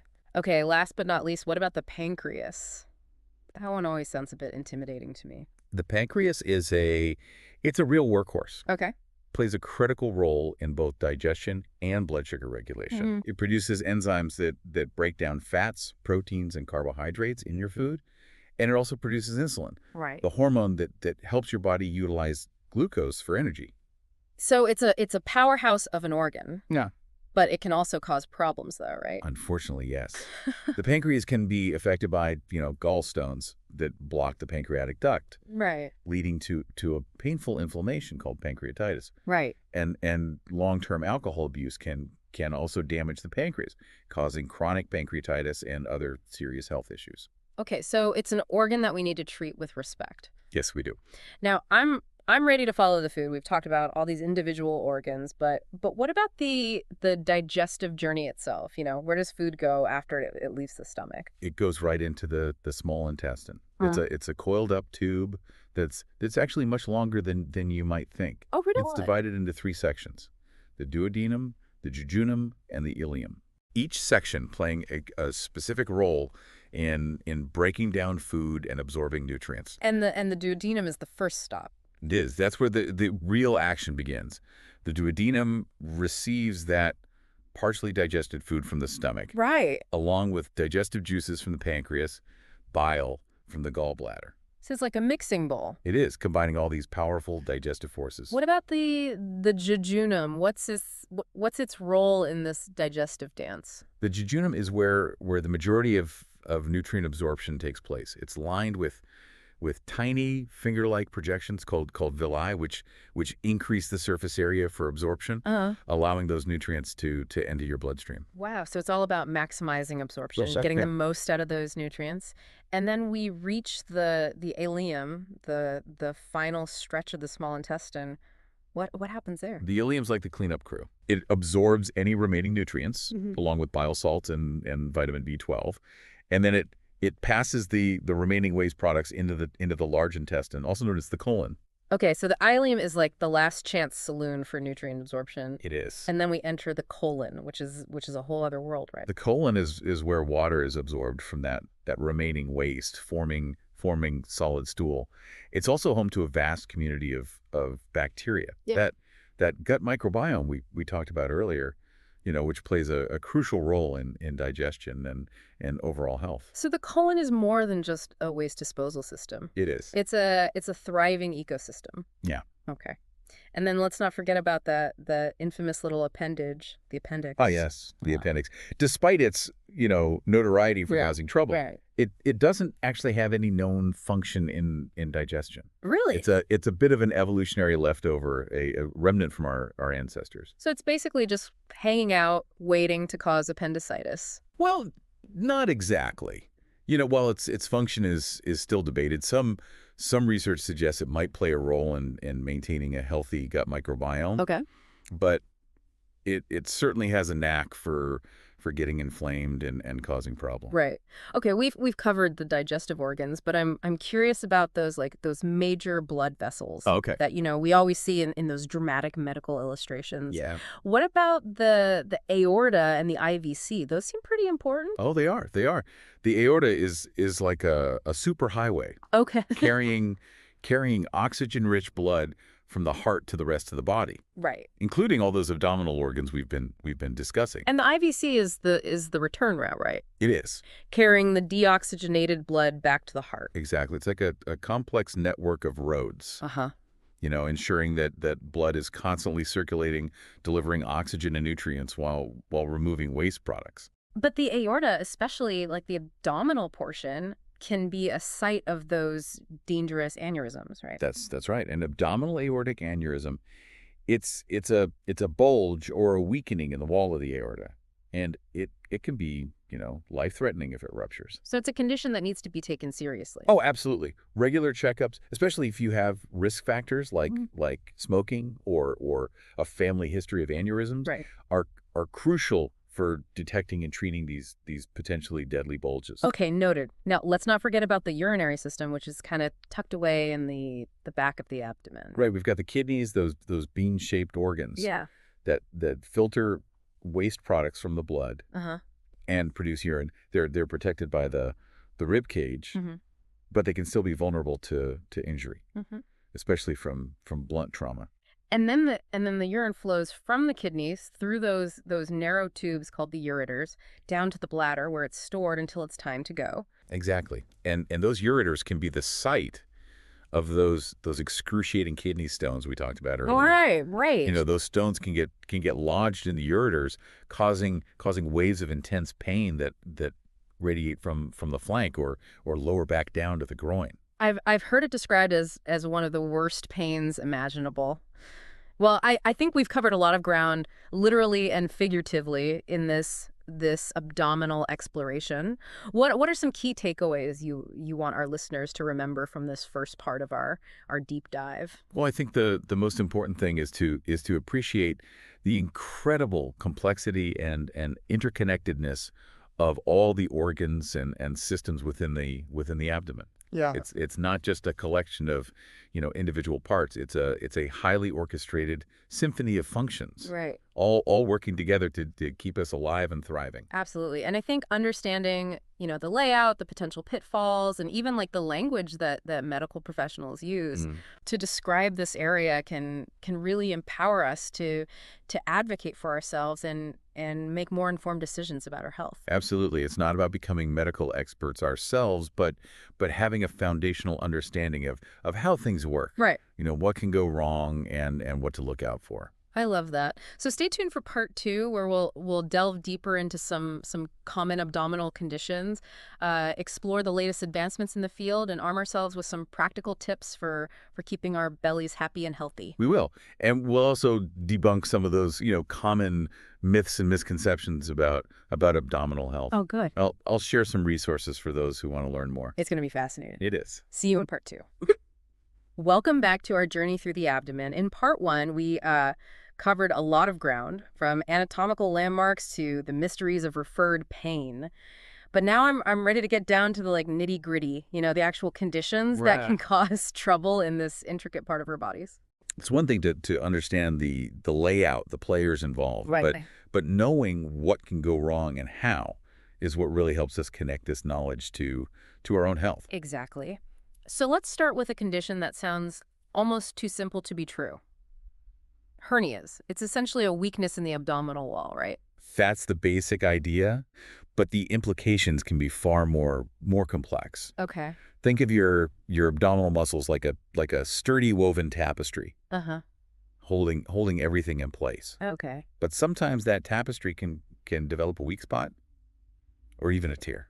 Okay, so it's like a snag in your favorite sweater. Precisely. And when that happens, part of an organ, often the intestine, can bulge out through that opening, Okay. creating a visible lump or protrusion. That sounds uncomfortable to say the least. It can be, Yeah. especially if the hernia becomes strangulated. What does that mean? That means that the blood supply to the protruding tissue gets cut off. Oh. And that's a surgical emergency. Okay, so hernias are definitely something to take seriously.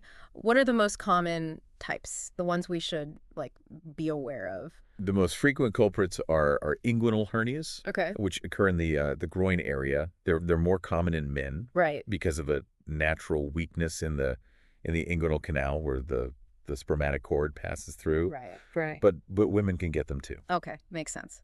Are there other types that we should be on the lookout for? Umbilical hernias, Uh-huh. you know, those protrusions around the belly button. Right. Those are also quite common, especially in babies. Okay. And then there are incisional hernias, which, as the name suggests, develop at the site of a previous abdominal surgery. So if you've had any abdominal procedures, it's wise to keep an eye out for any unusual bulges or discomfort Right. around the incision site. Okay, so hernias are definitely something to be aware of. Okay, let's move on to a condition that I think strikes fear in the heart of anyone who's ever felt a suspicious twinge in their lower right abdomen. Appendicitis. Appendicitis. Yeah. It's a classic abdominal ailment. It is. And while we touched on it before, it's worth diving a bit deeper. Okay. It's essentially inflammation of the appendix, that little finger-like pouch attached to the colon. Right, yeah. You know, we don't know its exact function, but we do know it can cause a lot of trouble. And the pain is notoriously tricky, right? Yeah, It can start in one place and then migrate, making it hard to pinpoint at first. exactly. As we discussed earlier, the initial pain is often vague. It's kind of around the belly button. That's the visceral pain from the appendix becoming inflamed and distended. But as the inflammation progresses, it irritates the surrounding peritoneum. Okay. That's when the pain shifts to the lower right quadrant, becoming sharper and more intense. So if you feel that classic lower right abdominal pain, Mhm. it's a safe bet to head to the ER, right? It is, yeah. But what happens then? Is surgery always the answer? In most cases, yes. Uh-huh. If appendicitis is confirmed, an appendectomy, the surgical removal of the appendix Right. is typically recommended. Okay. It's better to err on the side of caution, because if the appendix ruptures, it can spill bacteria into the abdominal cavity, Right. leading to a serious infection called peritonitis. So it's a race against time to get that appendix out It is. before it bursts. Okay, let's move on to another common and notoriously painful abdominal ailment: kidney stones. Oh, kidney stones, those tiny crystalline formations Yeah. that can cause such excruciating pain. Oh. They form when certain substances in your urine, like calcium or uric acid, they become concentrated, crystallized. These stones can then travel from the kidneys through the ureters, those narrow tubes connecting the kidneys to the bladder. And it's that journey through the ureters that causes the intense pain. Right, exactly. It's like trying to pass a jagged little rock through a tiny straw. That's why the pain is often described as sharp stabbing or cramping, radiating from the flank or lower back down to the groin. I've heard it described as one of the worst pains imaginable. It is. But how are kidney stones treated? Is it always a major medical intervention? Not always. Okay. The treatment approach really depends on the size and location of the stone. Okay. You know, small stones may pass on their own with the help of pain medication and plenty of fluids. Okay. But larger stones might require more intervention. So what are the options for those more stubborn stones? One option is lithotripsy. Okay. It's a non-invasive procedure that uses sound waves to break up the stone into smaller pieces. Okay. That can be passed more easily. Right.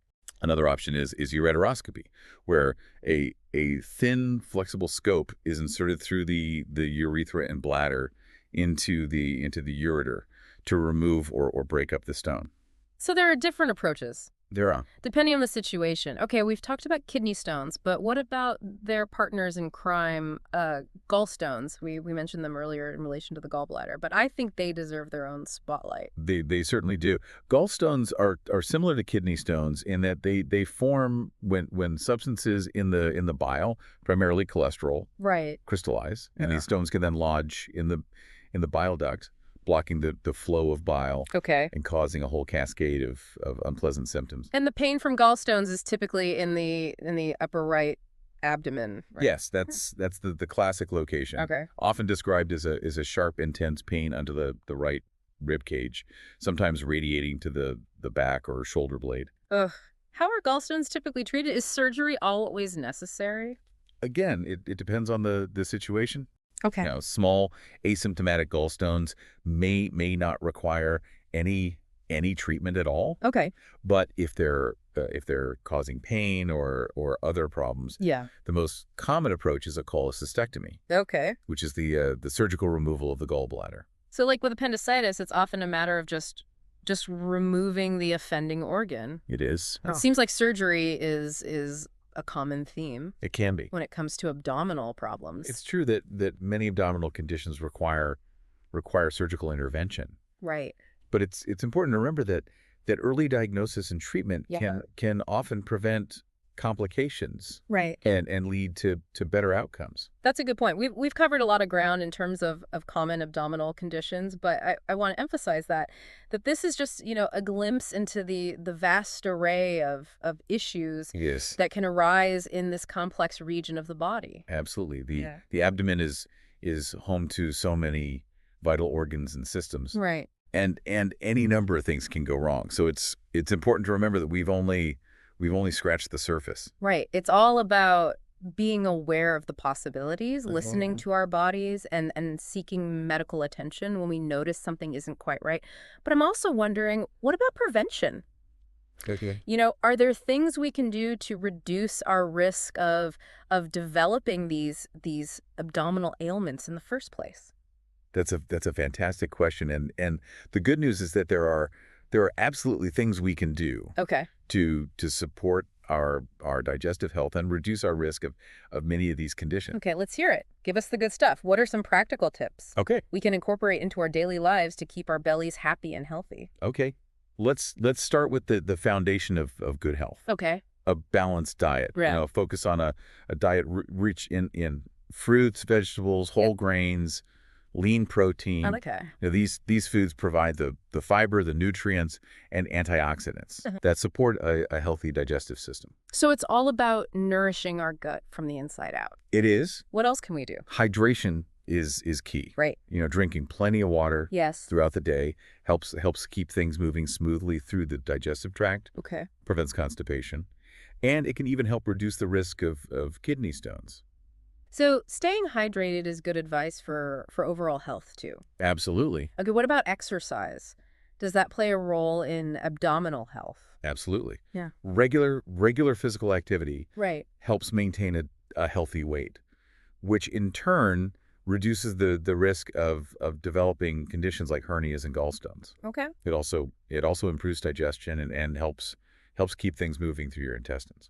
So moving our bodies helps keep our insides moving. It does.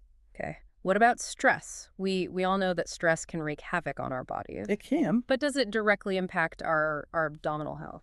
Stress is a major culprit when it comes to digestive issues. When we're stressed, our digestive system can go haywire, Right.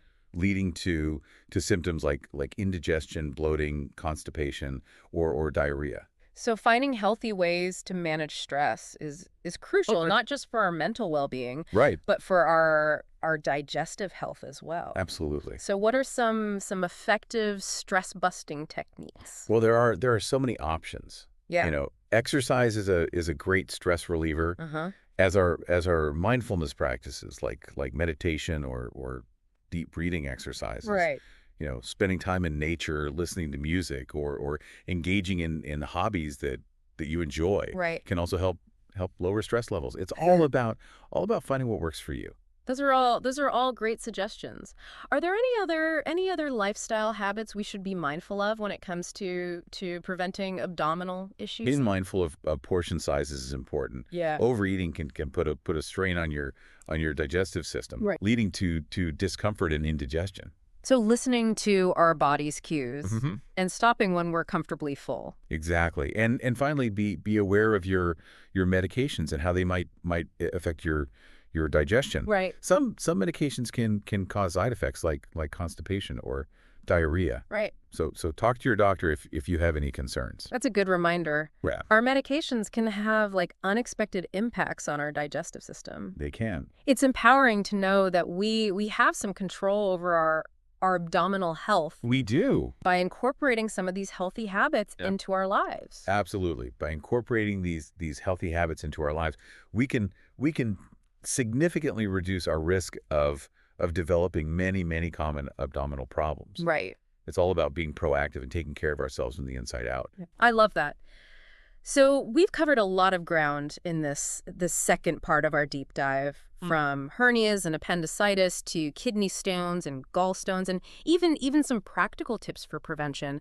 What are some key takeaways you want our listeners to remember as we move towards the final part of our exploration? I think the most important message is to listen to your body. Yeah. You know, it speaks to us in many ways, and pain is often a signal that something needs attention. Right. So don't ignore persistent or concerning symptoms. Right. And remember, knowledge is power. Absolutely. Like the more we understand about our bodies, the better equipped we are Right. to advocate for ourselves and make informed decisions about our health. I agree. Knowledge is power, and I think this deep dive has given us a wealth of knowledge It has. to work with.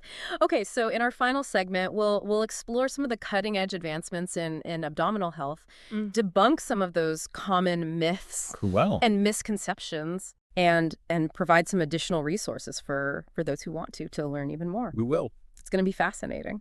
See you in part 3. Welcome back to the deep dive. We've journeyed through the intricate landscape of the abdomen, explored its potential pitfalls, and even armed ourselves with, preventive measures. But as with any good exploration, we can't stop at the known. We got to peek over the horizon and see what the future holds. It's true. The field of abdominal health is constantly evolving. New discoveries and technologies are changing the way we diagnose, treat, and understand this complex region. So what's on the cutting edge? What are the breakthroughs that have you as an expert particularly excited about? One area that's absolutely fascinating is the role of the microbiome in digestive health. Right. We're learning more and more about how the trillions of bacteria living in our gut, they influence everything from digestion and immunity to mood and even chronic diseases.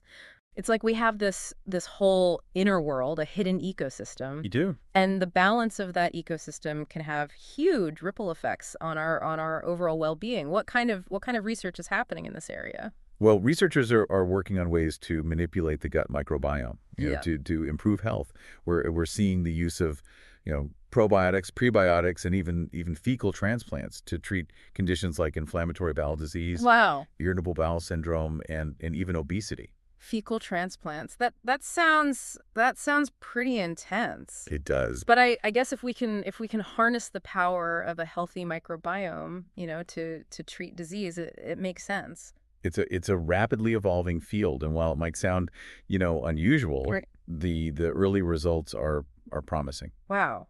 It seems like we're just scratching the surface of what we can learn about the microbiome. We are. What other advancements in abdominal health are making waves? Minimally invasive surgery, that's another area that's rapidly changing the game. Okay. Laparoscopic and robotic assisted surgeries Right. are becoming the gold standard for procedures like gallbladder removal, hernia repair, even colon surgery. So instead of those like large traditional incisions, surgeons are using tiny incisions and these specialized instruments to access the abdomen. They are, yeah. What are the benefits for patients? The benefits are huge. Minimally invasive techniques, they result in less pain, shorter hospital stays, faster recovery times, and a reduced risk of complications. It's a win-win Wow. for both patients and surgeons. That's incredible. It seems like technology is constantly pushing the boundaries of what's possible in medicine. What about diagnostics? Are there any new tools or techniques that are improving our ability to detect abdominal problems early on? Well, imaging technology is evolving at an incredible pace. We now have, sophisticated tools like high-resolution CT scans, MRI, and ultrasound Right. that allow us to see inside the abdomen with remarkable detail. So doctors can pinpoint the source of a problem more accurately, Absolutely. leading to more targeted and and effective treatment. Exactly. And early detection is key. Right. When it comes to many abdominal conditions, giving us a much better chance of successful treatment and a positive outcome for the patient. It's amazing how far we've come in terms of both diagnostic and treatment options. But even with all these advancements, I think there are still a lot of myths and misconceptions So far. surrounding abdominal health. Are there any that you'd like to debunk? Absolutely. One common myth is that spicy food causes ulcers. Oh, right. You know, while spicy food can certainly aggravate an existing ulcer, it doesn't actually cause them. Ulcers are primarily caused by a bacterial infection or the prolonged use of certain medications like NSAIDs. So vindication for chili lovers everywhere. What other myths come to mind? Another common misconception is that you need to have a bowel movement every single day to be healthy. Oh, okay. In reality, bowel habits vary widely from person to person. Anything from a few times a day to a few times a week can be considered normal. Right. As long as your bowel movements are consistent for you. So there's no need to obsess over a daily bowel movement as long as everything feels regular and comfortable. Exactly. What about stress and its link to irritable bowel syndrome? Okay. IBS. I think that's a connection a lot of people make. It's true that stress can exacerbate IBS symptoms. Right. But it's not the root cause of the condition. Okay. IBS is a complex disorder, and it has a variety of contributing factors, including genetics, gut motility, and imbalances in the gut microbiome. So it's important to approach IBS with like a holistic perspective. Absolutely. Considering all the potential factors at play and not just attributing it solely to stress. Exactly. You know, mental health plays a role. Right. But it's not the only piece of the puzzle when it comes to understanding and managing IBS. This has been an incredible journey through the world of the abdomen, you know, from the basics of anatomy to the complexities of disease and the promise of cutting-edge advancements. What are some key takeaways that you'd like our listeners to walk away with? I think the most important message is to listen to your body. Yeah. You know, it speaks to us in many ways, and pain is often a signal that something needs attention. Right. So don't ignore persistent or concerning symptoms. Yeah. And remember, you know, knowledge is power. Yes. The more we understand about our bodies, the better equipped we are to advocate for ourselves and make informed decisions about our health. Absolutely. It's not about becoming medical experts ourselves, but having like a foundational understanding of how things work, right, and what to look out for. Where can our listeners go to learn more about the topics we've covered today? Well, reputable medical websites like the Mayo Clinic, the National Institutes of Health, and the American Gastroenterological Association are all great sources of information. Okay. And of course always consult with your healthcare provider, you know, for personalized advice and guidance. Fantastic. Well, we've reached the end of our deep dive into the fascinating and complex world of the abdomen. I hope you've enjoyed the journey as much as we have. It's been a pleasure. Until next time, keep exploring, keep learning, and keep taking care of yourselves. All right, deep divers, ready to take a deep breath and plunge into the world of breathing. Always ready. It's something, you know, we all do constantly, thousands of times a day without even thinking about it. Right. But turns out it's way more complex than we realize. Yeah. We're going to uncover the mechanics of it all in this deep dive. And using excerpts from this medical textbook, we'll also explore what happens when breathing goes wrong. Fascinating stuff. Should be a fun deep dive. I think so, too. So to kick things off, what's this, like, most fundamental thing we need to understand about how breathing actually works?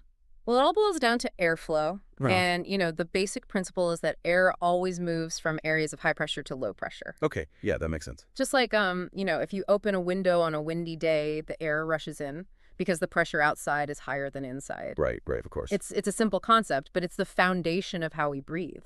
So then, like, how does our body actually create those pressure changes to make air move in and out of our lungs? Well, that's where our good friend the diaphragm comes into play. Ah, the diaphragm. I've heard of that. It's that big dome-shaped muscle that sits right below the lungs, and when we inhale, the diaphragm contracts and it flattens, and that pulls down and expands the chest cavity, which creates lower pressure inside the lungs compared to the outside air. So it's like our body's creating a vacuum. Exactly. That lower pressure basically sucks the air in. So the diaphragm is like a built-in pump. Yeah, like a bellows almost, creating negative pressure to draw air in. That's amazing. Yeah. What about when we breathe out, though? Is there like another set of muscles that pushes the air back out? You know, it's actually a lot simpler than that. Right. Usually exhaling is a passive process. The diaphragm just relaxes, the chest cavity shrinks back to its resting size, and the elastic recoil of the lungs just kind of pushes the air out naturally like a stretched rubber band snapping back to its original shape. I never realized it was so, effortless. It's a beautifully efficient system. But I'm guessing there are times when exhaling isn't quite so passive, right? Oh, yeah, absolutely. Like If you're exercising hard, for example, Right. or if, something's blocking your airways, Right. your body has to work harder to get that air out, and that's when muscles like your abdominal muscles really come into play. Oh, so they can force the air out, give the diaphragm a little help. Exactly. It's like having a backup system ready to go when things get tough. Wow. Our bodies are so smart. So we've got the basics of inhaling and exhaling down now.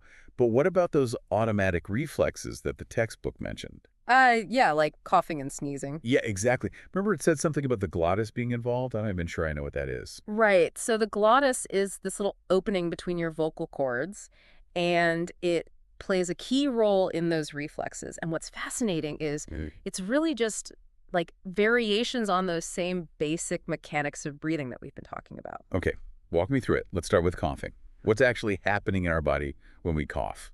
Well, imagine you breathe in some dust or something, that irritates your airways. Yeah, And your body's immediate response is to cough to get rid of it.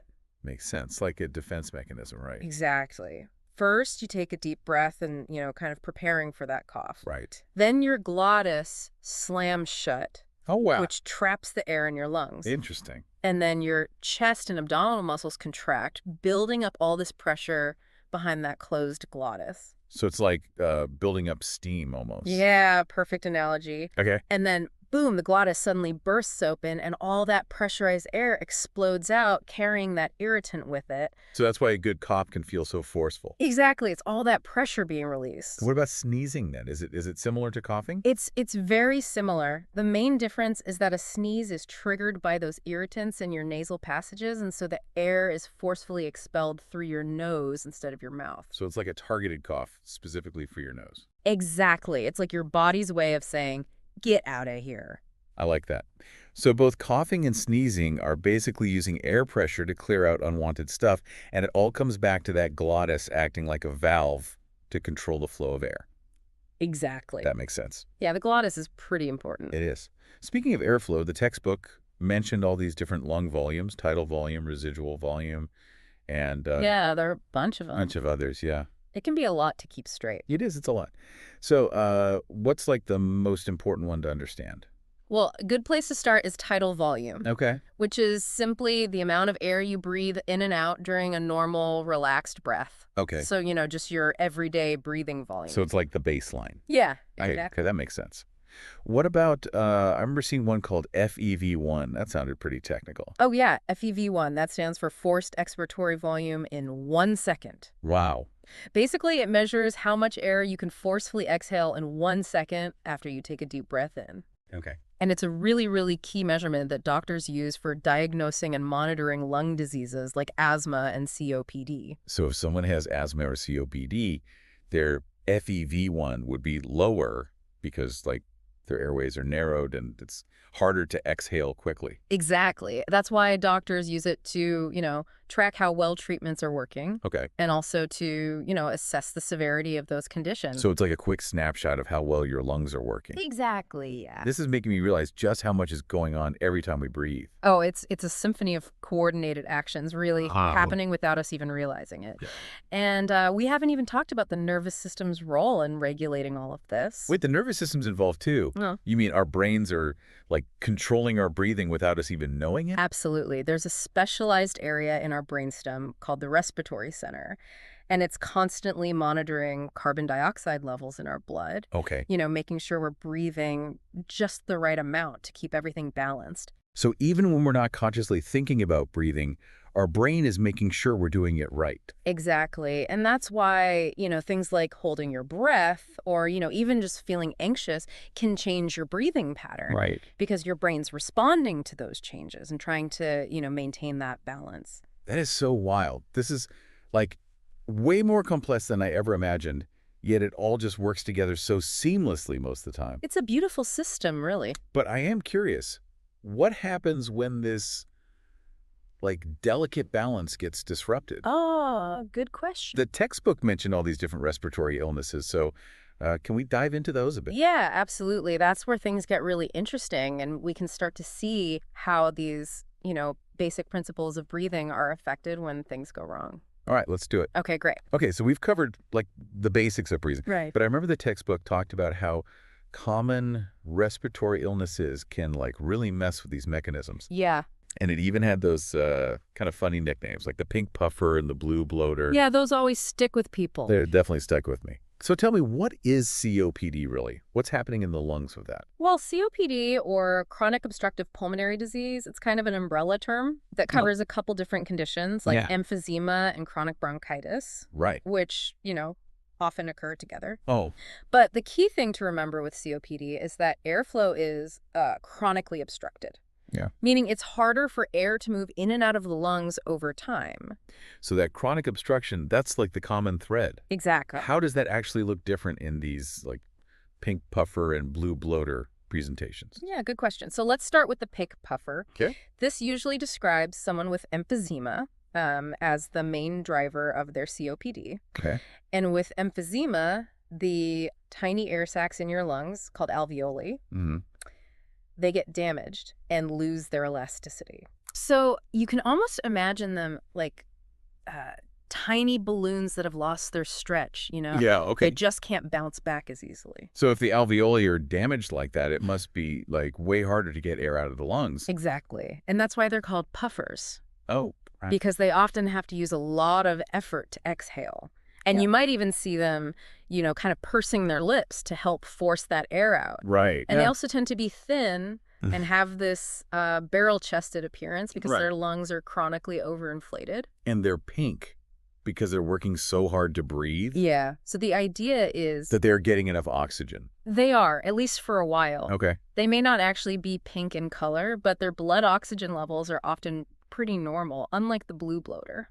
Okay, so tell me about the blue bloater then. What's the main issue with their breathing? So the blue bloater usually has chronic bronchitis as the main driver of their COPD.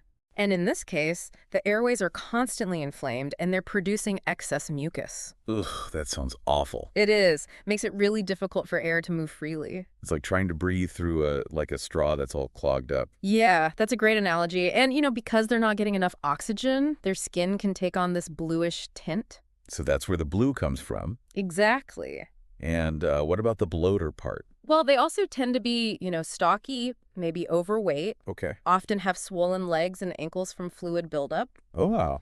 So, yeah, those nicknames, they aren't just, catchy. Right. They actually tell us a lot about the underlying problems. So it sounds like both types of COPD are just incredibly challenging to live with. Oh, they absolutely are. And we can't forget that a lot of times Yeah. COPD involves elements of both, emphysema and chronic bronchitis. Okay. So the symptoms can be pretty varied.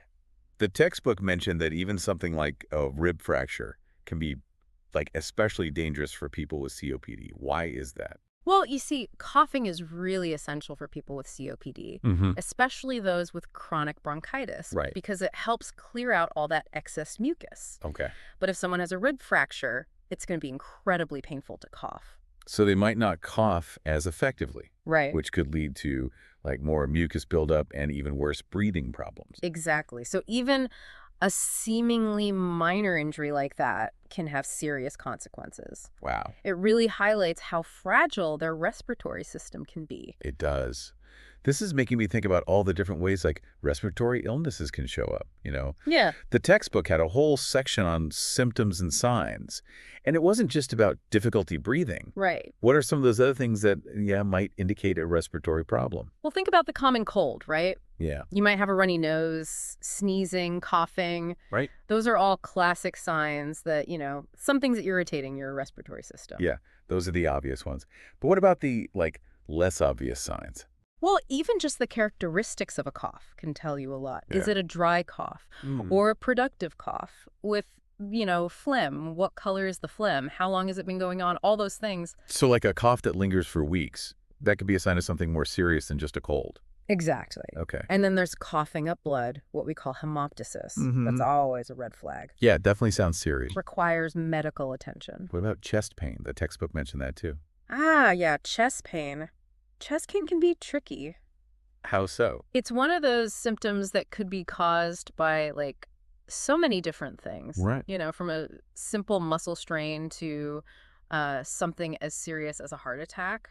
Oh, wow. So how do you even know if chest pain is related to the lungs or something else entirely? Yeah, it's like solving a puzzle. Okay. Doctors have to, consider the patient's entire medical history, ask very specific questions about the type of pain, and look for other accompanying symptoms. So like the location of the pain and how intense it is, Yeah, how long it lasts, and other things like that. exactly. So it can help narrow down the possibilities. So chest pain is complex, and you really have to investigate it carefully. Absolutely. All right, we've talked about symptoms, but I also remember the textbook mentioned something called the ventilation perfusion ratio, or VQ ratio. Oh, yeah, that's a good one. That one sounded pretty technical. Can you break that down for me? Sure. The VQ ratio, it's a really important concept for understanding how well our lungs are actually functioning. Okay. You see, we need both air and blood flowing through our lungs for everything to work properly. Hmm. So ventilation, or V, refers to the air moving in and out, Okay. and perfusion, or Q, that refers to the blood flow. Okay, so we need both air and blood, but what's the ratio all about?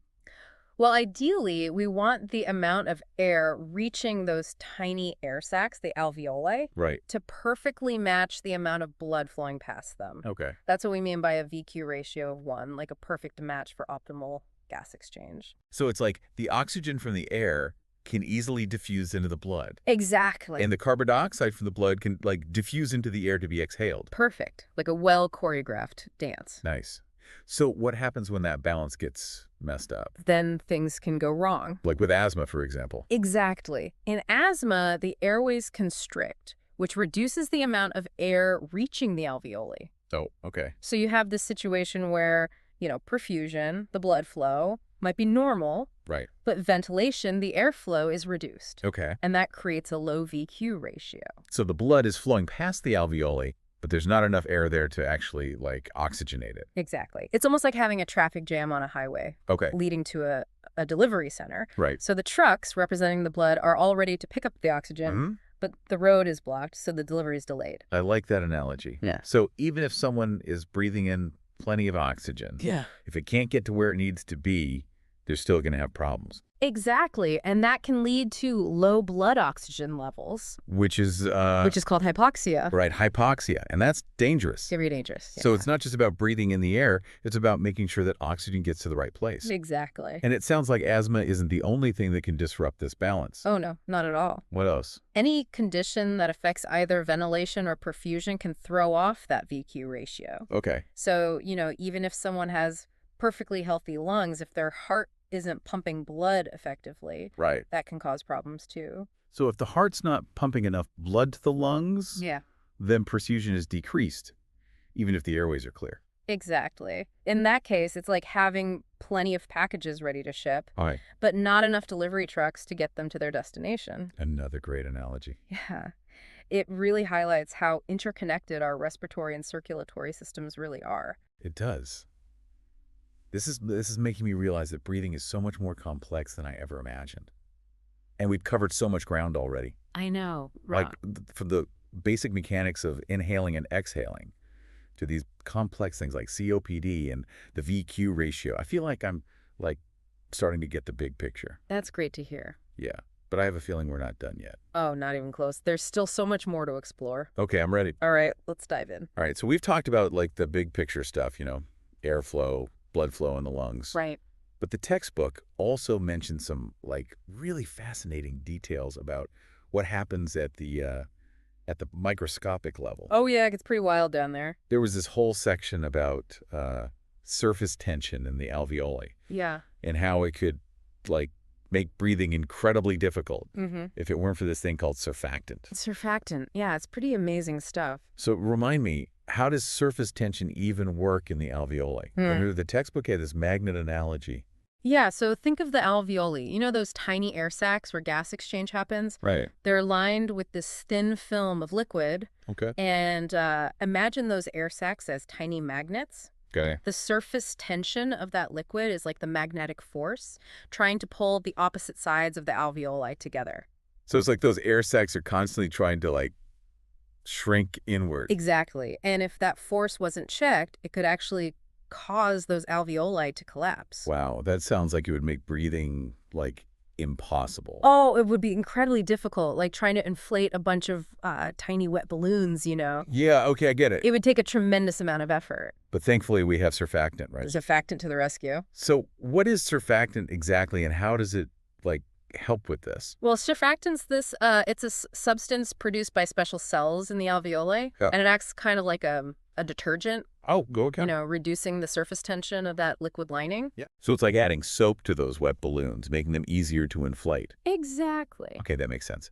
So by reducing that surface tension, surfactant makes it easier for the alveoli to expand with each breath. Yeah, it's like a lubricant almost. So this tiny little substance plays a huge role in like making breathing possible. Absolutely essential.